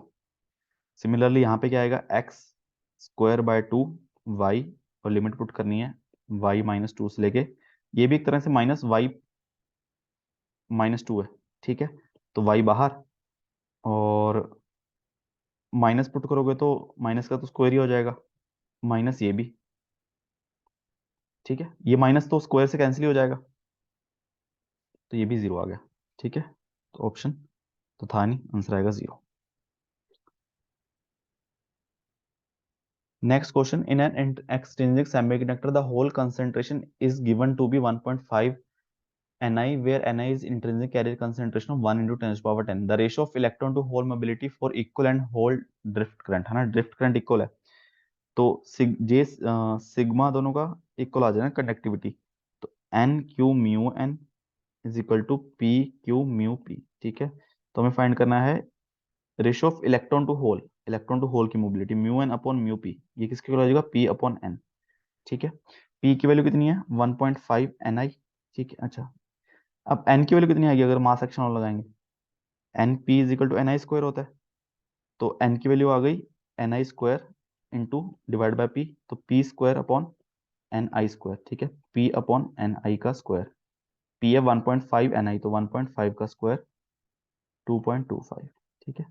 अब इसमें एक स्टूडेंट का डाउट था, उसने क्या किया कि कहीं ना कहीं जो 1.5 आया ना यहाँ पे, 1.5 कहीं तो आया था, 1.5 आया होगा, तो 1/1.5 आया होगा, ठीक है, उसको उसने क्या किया कि 1.1/1.5, तो पॉइंट इसको 0.066 ले लिया है ना, तो उस वजह से अब तो एग्जैक्ट आंसर बन रहा है। अब यहाँ पे तो अप्रोक्सीमेशन हो गया, तो उस वजह से आंसर जो आएगा 2.27 आया। ठीक है। अब इसमें रेंज मिलने के बहुत कम चांसेस है, जो जैसा मुझे लगता है। ठीक है, आईपो मिल जाए तो अच्छा है, क्योंकि जिन सवालों में कि डायरेक्टली एग्जैक्ट आंसर आ रहा है, ठीक है, कहीं पे भी अप्रोक्सीमेशन मत करो। ठीक है, बिल्कुल लास्ट में जाके करो। अप्रोक्सीमेशन पहले कर दोगे, यहाँ पे दिक्कत, ऐसी दिक्कत आ सकती है। ठीक है। ये बेकार सवाल है कि the asymptotic magnitude Bode plot of a minimum phase system is shown in the figure, the transfer function of the system is दिया हुआ है। A plus B plus C की वैल्यू फाइंड करनी है। देखो, सबसे पहले -20 dB की स्लोप है, इसका मतलब ओरिजिन पे एक पोल है, यानी कि एस की पावर 1 होना चाहिए, बी की वैल्यू 1 होनी चाहिए। ठीक है। अब ओमेगा 1 पे -20 से 0 हो रही है, स्लोप चेंज हो रही है +20, यानी कि एक जीरो आ गया यहाँ पे। तो एक जीरो आ गया, यानी कि एस प्लस जेड, ए की वैल्यू 1 आ गई। फिर ओमेगा 2 पे 0 से स्लोप होगी -40, तो चेंज इन स्लोप -40, यानी कि दो पोल आए होंगे, एस प्लस पी, दो पोल आए, सी की वैल्यू आ गई 2। ठीक है। तो ए प्लस बी प्लस सी की वैल्यू आ गई 4। ठीक है। नेक्स्ट क्वेश्चन, ये भी ठीक ठाक ही सवाल है। x1t is equal to U of T plus 1.5 minus U of T minus 1.5, तो ये कुछ ऐसा बन रहा होगा, 1.5 1.5। ठीक है। और x ऑफ 2 हमें दिया हुआ है, हमें फाइंड करना है integration of minus infinite to infinite Y T. तो देखो, ये क्या इसके इक्वल नहीं आएगा? y जो ओमेगा होता है हमारा, जो omega integration minus infinite to infinite Y T E raise to power minus minus ही होता है ना, minus J omega T D T. तो यहाँ पे ओमेगा की वैल्यू 0 पुट कर दो। ठीक है। अब ये इनका दोनों का क्या है, कॉन्वोल्यूशन है, तो यहाँ पे अगर मैं दोनों फ्रीक्वेंसी डोमेन में, तो मल्टीप्लाई हो जाएगा। मुझे चाहिए क्या, y ऑफ 0, तो यहाँ पे मैं डायरेक्ट 0 पुट कर सकता हूँ। अब अगर y0 yt का एरिया है, तो क्या x10 इसका एरिया नहीं आएगा? इसका एरिया कितना आ जाएगा, 3। और इसका एरिया कितना आ जाएगा, इंटीग्रेशन एरिया लेंगे, इसका एरिया 1, और इसका एरिया 1 प्लस इसका एरिया 2 प्लस इसका एरिया 2, 5। तो ये 3 है, ये 5 है, 15। ठीक है। तो ये चीजें हमें, जब हमने प्रैक्टिस की है और हमें ये पता है कि ये प्रॉपर्टीज हैं, तो ये प्रॉपर्टी, ये चीज दिखते ही हमें डायरेक्ट याद होना चाहिए कि भाई ये इसका एरिया, ये y ऑफ 0 के इक्वल आएगा। और यहाँ पे अपना कॉन्वोल्यूशन आ गया, तो फ्रीक्वेंसी डोमेन में किया, यहाँ पे 0 पुट किया, जो चीज हम इसमें देख रहे थे वही चीज हमने इसका एरिया निकाल लिया। ठीक है। तो इसका आ जाएगा 15, आंसर मैंने मार्क किया, और आई थिंक ये सही भी है। ठीक है। Next question, XTB white Gaussian noise with power spectral density 1/2 watt per hertz, XT is input to LTI system with impulse response, average power। तो एवरेज पावर पूछिए ना, तो पीएसडी निकाल लेते हैं। देखो, जो पीएसडी आएगी आउटपुट की, सबसे पहले हम निकालते हैं इसका। हम्म क्या करेंगे, वाई ओमेगा का स्क्वायर जो आएगा एच ओमेगा का, ऐसा ना, ये होता है ना, पीएसडी लिखता हूँ यार, PSD output, output H omega का स्क्वायर पीएसडी इनपुट। ठीक है। अब इसका क्या आएगा, एच ओमेगा, इसका एच ओमेगा निकाल लेते हैं पहले। इसका एच ओमेगा तो आ जाएगा 1/j ओमेगा +1। ठीक है। मोड का स्क्वायर आ जाएगा 1/ओमेगा स्क्वायर +1 × ½ ठीक है, 1/2 ओमेगा स्क्वायर +1। ठीक है, ये आगे इसकी पीएसडी।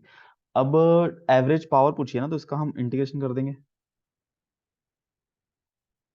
तो 1/2 pi integration of minus infinite to infinite, और 1/2 तो है ही, 1/ओमेगा स्क्वायर +1 है ना, तो 1/4 पाई आ जाएगा। इसका तो tan इनवर्स ओमेगा आ जाएगा, माइनस इनफाइनाइट टू इनफाइनाइट, तो ये 1/4 pi into tan inverse infinite, π/2 minus minus π/2, तो प्लस पाई आ जाएगा टोटल, तो 1/4 आ गया। ठीक है। तो 0.25 आया मेरा तो। 59। ठीक है, नेक्स्ट क्वेश्चन। ये तो नहीं किया मैंने, 60 का कुछ तो मैंने मार्क किया ना, छोड़ ही दिया। हाँ, अच्छा, कुछ डाला ही नहीं मैंने। ठीक है, ये पता नहीं, इसका भी एमटीए बोल रहे हैं। ठीक है, नेक्स्ट क्वेश्चन। ये तो मतलब ईडीसी का सीधा सवाल है, बट थोड़ा सा लेंथी है। इन्होंने बोला है कि फर्मी एनर्जी लेवल जो है वो 0.35 इलेक्ट्रॉन वोल्ट अबव है वैलेंस बैंड से। इफेक्टिव डेंसिटी ऑफ स्टेट जो है वैलेंस बैंड का, एनवी जो है, ये दिया हुआ है 1 × 10⁻19। ठीक है, अब बट ये टेम्परेचर 300 पे दिया हुआ है। अब हमें फाइंड करना है equilibrium hole concentration at 400 kelvin. ठीक है तो अब हमें पता है कि ये किस पे डिपेंड करता है, टेम्परेचर का 3/2 पे। ठीक है, ये तो 300 पे है। अगर मुझे 400 पे फाइंड करना पड़ेगा तो एनवी क्या आ जाएगा, 1 × 10⁻19 इंटू 4/3 की पावर 3/2। ठीक है, सिमिलरली केटी की वैल्यू इसमें दी हुई है 300 पे। तो देखो 400 पे दिया, यहाँ पे भी अप्रोक्सीमेशन मत करो, सीधा कैलकुलेटर में डालो चीजें। अब जो मेरा होल कंसेंट्रेशन आएगी वो आएगी N V into E raise to power अपना minus E F minus E V divide by K T, है ना। अब देखो यहाँ पे भी कुछ भी अप्रोक्सीमेशन मत करो। ठीक है, E raise to power minus 0.35 divide by K T की वैल्यू है, देखो के टी की वैल्यू जो आ जाएगी 400 के लिए, इसकी इतनी आ जाएगी। तो यही लिखो पूरा एग्जैक्ट कैलकुलेटर में। ठीक है, इस हिसाब से ऐसे आंसर आएगा। तो 0.35 इंटू 300 डिवाइड बाय पॉइंट, क्योंकि एक्सपोनेंशियल है ना, कहीं पे भी थोड़ा बहुत भी फर्क आ गया, अप्रोक्सीमेशन कर दी, तो e की पावर में बहुत ज्यादा चेंज आ जाएगा। ठीक है, जिसकी वजह से आपका आंसर आउट ऑफ रेंज हो सकता है। 0.35 था divide by 400 E raise to power minus answer. ठीक है, इंटू 10⁻19 इंटू 4 की पावर 1.5 डिवाइड बाय 3 की पावर 1.5। तो ये कुछ मेरा आंसर जो बना है वो बना है 63.49, अप्रोक्सीमेट 2 बोला ना, इंटू 10⁻13, 63.49। ठीक है, ये किया था। हम्म, ठीक है। तो वही अप्रोक्सीमेशन कहीं मत करो, कैलकुलेटर में वैल्यूज डालते रहो, आंसर निकालते रहो। ठीक है, जिसने अगर यहीं पे कुछ अप्रोक्सीमेशन कर दिया कि 0.026 डिवाइड बाय 300 इंटू 400, है ना, यहाँ पे वैल्यू निकाल दी 0.034666 आ रही है, तो यहाँ इतना भी कर दोगे मुझे लगता है फर्क पड़ जाएगा। ठीक है, 62, a sample and hold circuit is implemented using resistive switch and capacitor with time constant tau दिया है ना। Time for sampling switch to stay close to charge a capacitor adequately to a full scale voltage of 1 volt with 12 bit accuracy। मतलब 1 volt तक हमें charge करना है, but 12 bit accuracy, 12 bit accuracy मतलब इतना तक एरर चल जाएगा। 1 डिवाइड बाय, ऐसे किया था मैंने, 1 डिवाइड बाय, अब ये भी कैलकुलेटर से करना पड़ेगा, हमने देखा होगा। ठीक है, ये आ गया मेरा। अच्छा, अब इस ये वाले कैलकुलेटर में नहीं आ रहा 1 माइनस आंसर। अब अच्छा, जब आप उस गेट वाले कैलकुलेटर में जाओगे, अब नॉर्मल कैलकुलेटर में तो मैं इसकी एक मिनट,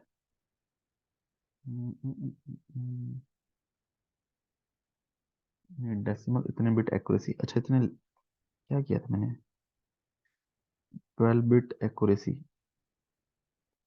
10⁻12 - 1, है ना, इतने लेवल हो गए, कुछ ऐसा किया था, इतनी स्टेट्स हो गई 10⁻12 - 1 डिवाइड बाय 1। इसमें तो कैलकुलेटर में आ नहीं रहा, 1 डिवाइड बाय 10⁻12 - 1, नहीं इसमें नहीं आ रहा। ठीक है, इसमें कुछ करके कि 0.99996 कुछ ऐसा बन रहा था, उसको फिर मैंने कि फाइनल वैल्यू ये होगी, चार्ज हो रहा है 1 वोल्ट से। ठीक है, और इनिशियल वैल्यू 0 है, तो 1 minus E raise to power minus T by tau. ठीक है, टाउ की वैल्यू, तो उस तरीके से कुछ किया था। ठीक है, आई होप ऐसे ही होगा, 8.32 आंसर आया। ठीक है, बट ये कैलकुलेटर में नहीं आ रहा, वो गेट वाले कैलकुलेटर में ही था कि 0.99 समथिंग आ गया, इसमें तो सीधा 10⁻12 आ रहा है। अच्छा, अरे यार फिर वही 10 क्यों लिया मैंने। 10 नहीं, 2 की पावर, तभी तो नहीं आ रहा। तो 1/2 की पावर 12, ठीक है। 12 बिट है ना, 1/2 की पावर 12, ठीक है। 1 माइनस आंसर, हाँ। तो इतने बिट एक्यूरेसी इसी से आ रही है, ठीक है। इतना कुछ बन रहा है। तो 1 - e⁻ t/टाउ, टाउ है 1 माइक्रो सेकेंड, तो यहाँ पे t/टाउ है ना। तो e⁻t/टाउ कितना आ जाएगा, 1 माइनस ये भी जो भी आंसर आया, इसको कैलकुलेटर में करोगे ज़्यादा अच्छा रहेगा। तो ये कुछ बन रहा है मेरा 2.4414 × 10⁻⁻4, ठीक है। फिर मैंने क्या किया, दोनों तरफ लोग ले लिया, दोनों तरफ लोग ले लिया, तो -t/टाउ, ये आएगा -8.31, ठीक है। तो टाउ तो उधर जाके हो ही गया, तो टी की वैल्यू आ गई थी 8.32, ठीक है। अब ये नहीं पता मुझे, ध्यान में नहीं है सही है या नहीं है, ठीक है, चेक कर लेना। चलो थोड़े से बचे हैं सवाल। हम्म, अब इसमें मुझे लगता है थोड़ा सा डाउट है कि in a given sequential circuit initial states are Q1 1 है, Q2 0 है, ठीक है। पहले मैं बताता हूँ कि मैंने कैसे किया, फिर हम देखते हैं कि इसमें प्रॉब्लम क्या है, डाउट क्या है। For a clock frequency of 1 megahertz, frequency of Q2 is, अब देखो सिंपल सी बात देखते हैं हम, Q1 Q2 D1 D2 है ना। D1 किसके इक्वल है, D1 तो Q2 के ही इक्वल है। अब इसमें डाउट ये है कि ये बबल भी है, तो क्या अगर ये बबल को हम माने, नोट माने, तो ये भी नोट है, ये भी नोट है, तो क्या ये D2 Q1 के इक्वल आ रहा है, ठीक है। एक ये डाउट है, बट मैंने, मुझे लगता है काफी लोगों ने ये बबल देखा ही नहीं है, मैंने तो बबल देखा ही नहीं है, ठीक है। ठीक है, तो मैं तो Q1 बार ही मान रहा हूँ स्टार्टिंग में, ठीक है। उससे क्या आ रहा था और बबल मान के क्या आ रहा है, वो दोनों देखते हैं, ठीक है। तो Q1 क्या है, 1, और ये है 0, ठीक है। और फिर D1 क्या आ जाएगा, D1 Q2 के इक्वल है, इसके इक्वल है, और इसके 0, इसके बार के, तो 0 0, फिर 0, फिर इसका 1, ठीक है, 0 1, फिर 1, फिर 1, ठीक है, 1 1, फिर 1, फिर 0, ठीक है, ऐसे आ गया। अब Q2 की जो फ्रिक्वेंसी की आगे आ जाएगी, तो 1/4 आ जाएगी एक्चुअल फ्रिक्वेंसी, क्योंकि ये 4 क्लॉक बार रिपीट हो रहा है, तो उससे तो 250 आंसर आ रहा है, ठीक है। मैंने भी 250 किया हुआ 63 का। पर अगर हम इसको बबल माने, इसको ये भी नोट है, फिर आगे नोट है, तो यहाँ पे इसका मतलब तो Q1 आएगा, ठीक है, 1 0। अब ये 0 1, 0 1, फिर ये 1 0, ठीक है, फिर ये 1 0, तो यहाँ पे तो 2 क्लॉक बाद रिपीट हो रहा है, तो उस हिसाब से 500 आना चाहिए, ठीक है। तो इसमें दिक्कत है, तो मेरे हिसाब से अब मैंने किया तो 250 है, बट मुझे लग रहा है कि हाँ इसके बाद बबल है ना, क्योंकि यहाँ पे बबल नहीं है, यहाँ पे बबल है, तो नॉट गेट है, तो ये नॉट और ये नॉट कैंसिल होके सीधा Q1 ही आ जाएगा, ठीक है। तो मुझे अब 500 ज्यादा सही लग रहा है, ठीक है। चलो सेकंड लास्ट सवाल तक पहुंच गए हैं कि in the circuit below VL is, देखो ये बहुत सीधा सवाल है। अब देखो 1 मिली एम्पियर करंट मिरर का है, ठीक है, 1। अब W/L यहाँ पे 1 है, अब W/L पे डिपेंड करता है करंट।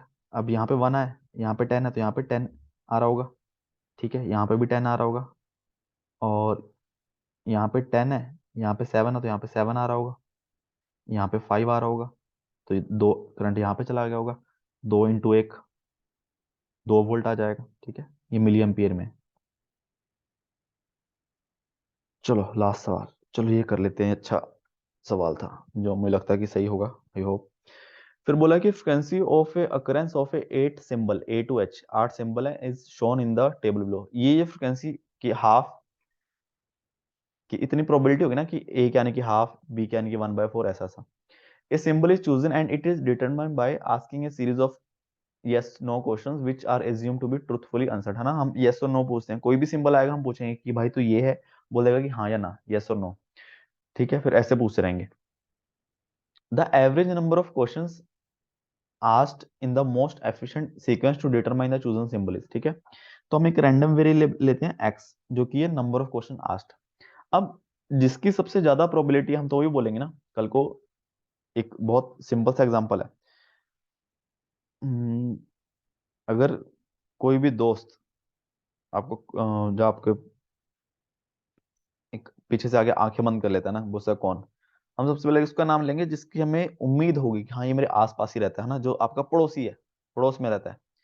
अब कोई दोस्त आपका बैठा है कहीं भी दूसरे शहर में, आप उसका नाम तो नहीं लोगे, है ना, आप ये बोलोगे ना कि ये है क्या तू पहले, है जिसकी सबसे ज्यादा प्रोबेबिलिटी आने की। ठीक है, तो मान लो सबसे पहले कोई भी सिंबल आए, हम तो उससे ये पूछेंगे कि भाई तू क्या ए है, क्योंकि ए की सबसे ज्यादा प्रोबेबिलिटी है। ए नहीं है, फिर हम पूछेंगे कि क्या तू बी है, क्योंकि बी की उसके बाद प्रोबेबिलिटी है। फिर उससे पूछेंगे क्या तू सी है, क्या डी है, क्या ई है, क्या एफ है, क्या जी है, क्या एच है। ठीक है, जी एच की बराबर है तो कैसे भी ले लो, पहले जी ले लो या एच ले लो। ठीक है, अब सबसे पहले मान लो आ गया ए। ए आया तो हमें पता है कि सबसे प्रोबेबिलिटी ए की है। हमने पूछा ए, क्या तू ए है, बोलेगा यस मैं तो ए ही हूँ। तो हमने अगर ए हुआ तो ए की सवाल पूछना पड़ेगा कि हाँ मैं तो ए ही हूँ। ठीक है, सिमिलरली अगर बी आ गया तो हम तो ये पूछेंगे पहले कि क्या तू ए है, बी बोलेगा नहीं ए नहीं हूँ, नो बोलेगा नो। फिर ए के बाद हम बोलेगा क्या तू बी है, बोलेगा यस पता चल गया मैं बी है। Two, similarly 3 4 5 6 7 8। ठीक है, ये रैंडम वेरिएबल आ गया एक्स कि नंबर ऑफ क्वेश्चन आस्क्ड आ गया। ठीक है, ए होगा तो हमें एक ही क्वेश्चन पूछना पड़ेगा, बी होगा 2, सी होगा 3, डी होगा 4, जी होगा 7, एच होगा 8। ठीक है, ये आ गया। अब हम पूछा एवरेज नंबर ऑफ क्वेश्चन यानी कि ई एक्स, तो ये किसके इक्वल आएगा, समीशन एक्स और इसकी प्रोबेबिलिटी।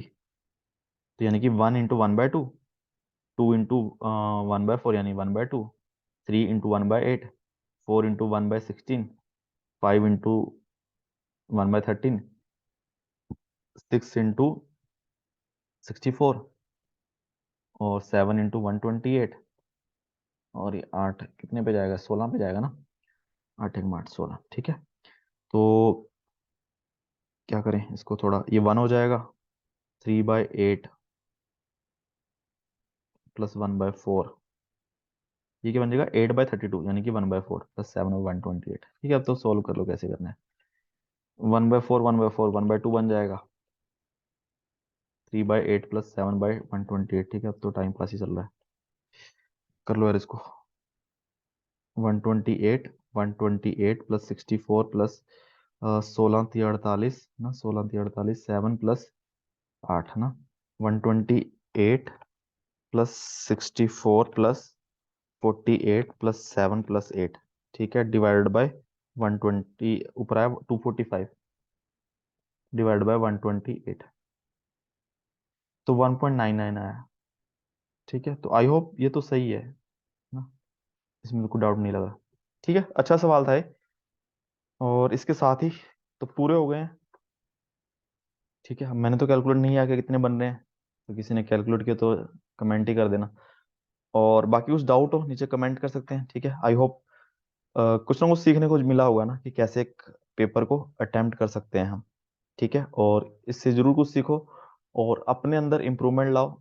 ऑनेस्ट रहो कि मुझे अपने साथ एटलीस्ट ऑनेस्ट रहो ना, किसी को दूसरे को बताने में तो कुछ बताते रहो, खुद को बताओ कि हाँ मुझे ये आता है, ये नहीं आता, ये अच्छे से नहीं आता। तो जो नहीं आता उसको थोड़ा एक एवरेज लेवल तक लेके आओ, जो एवरेज लेवल तक है, उसको परफेक्ट तक लेके आओ। ऐसे ही चलता रहेगा तो आज नहीं तो कल कोई ना कोई पेपर आपका क्लियर हो जाएगा और अच्छी जगह पहुंच जाओगे। ठीक है, और वीडियोस कुछ सीखा हो तो प्लीज वीडियो को लाइक करना एंड चैनल को सब्सक्राइब कर देना। Thank you so much.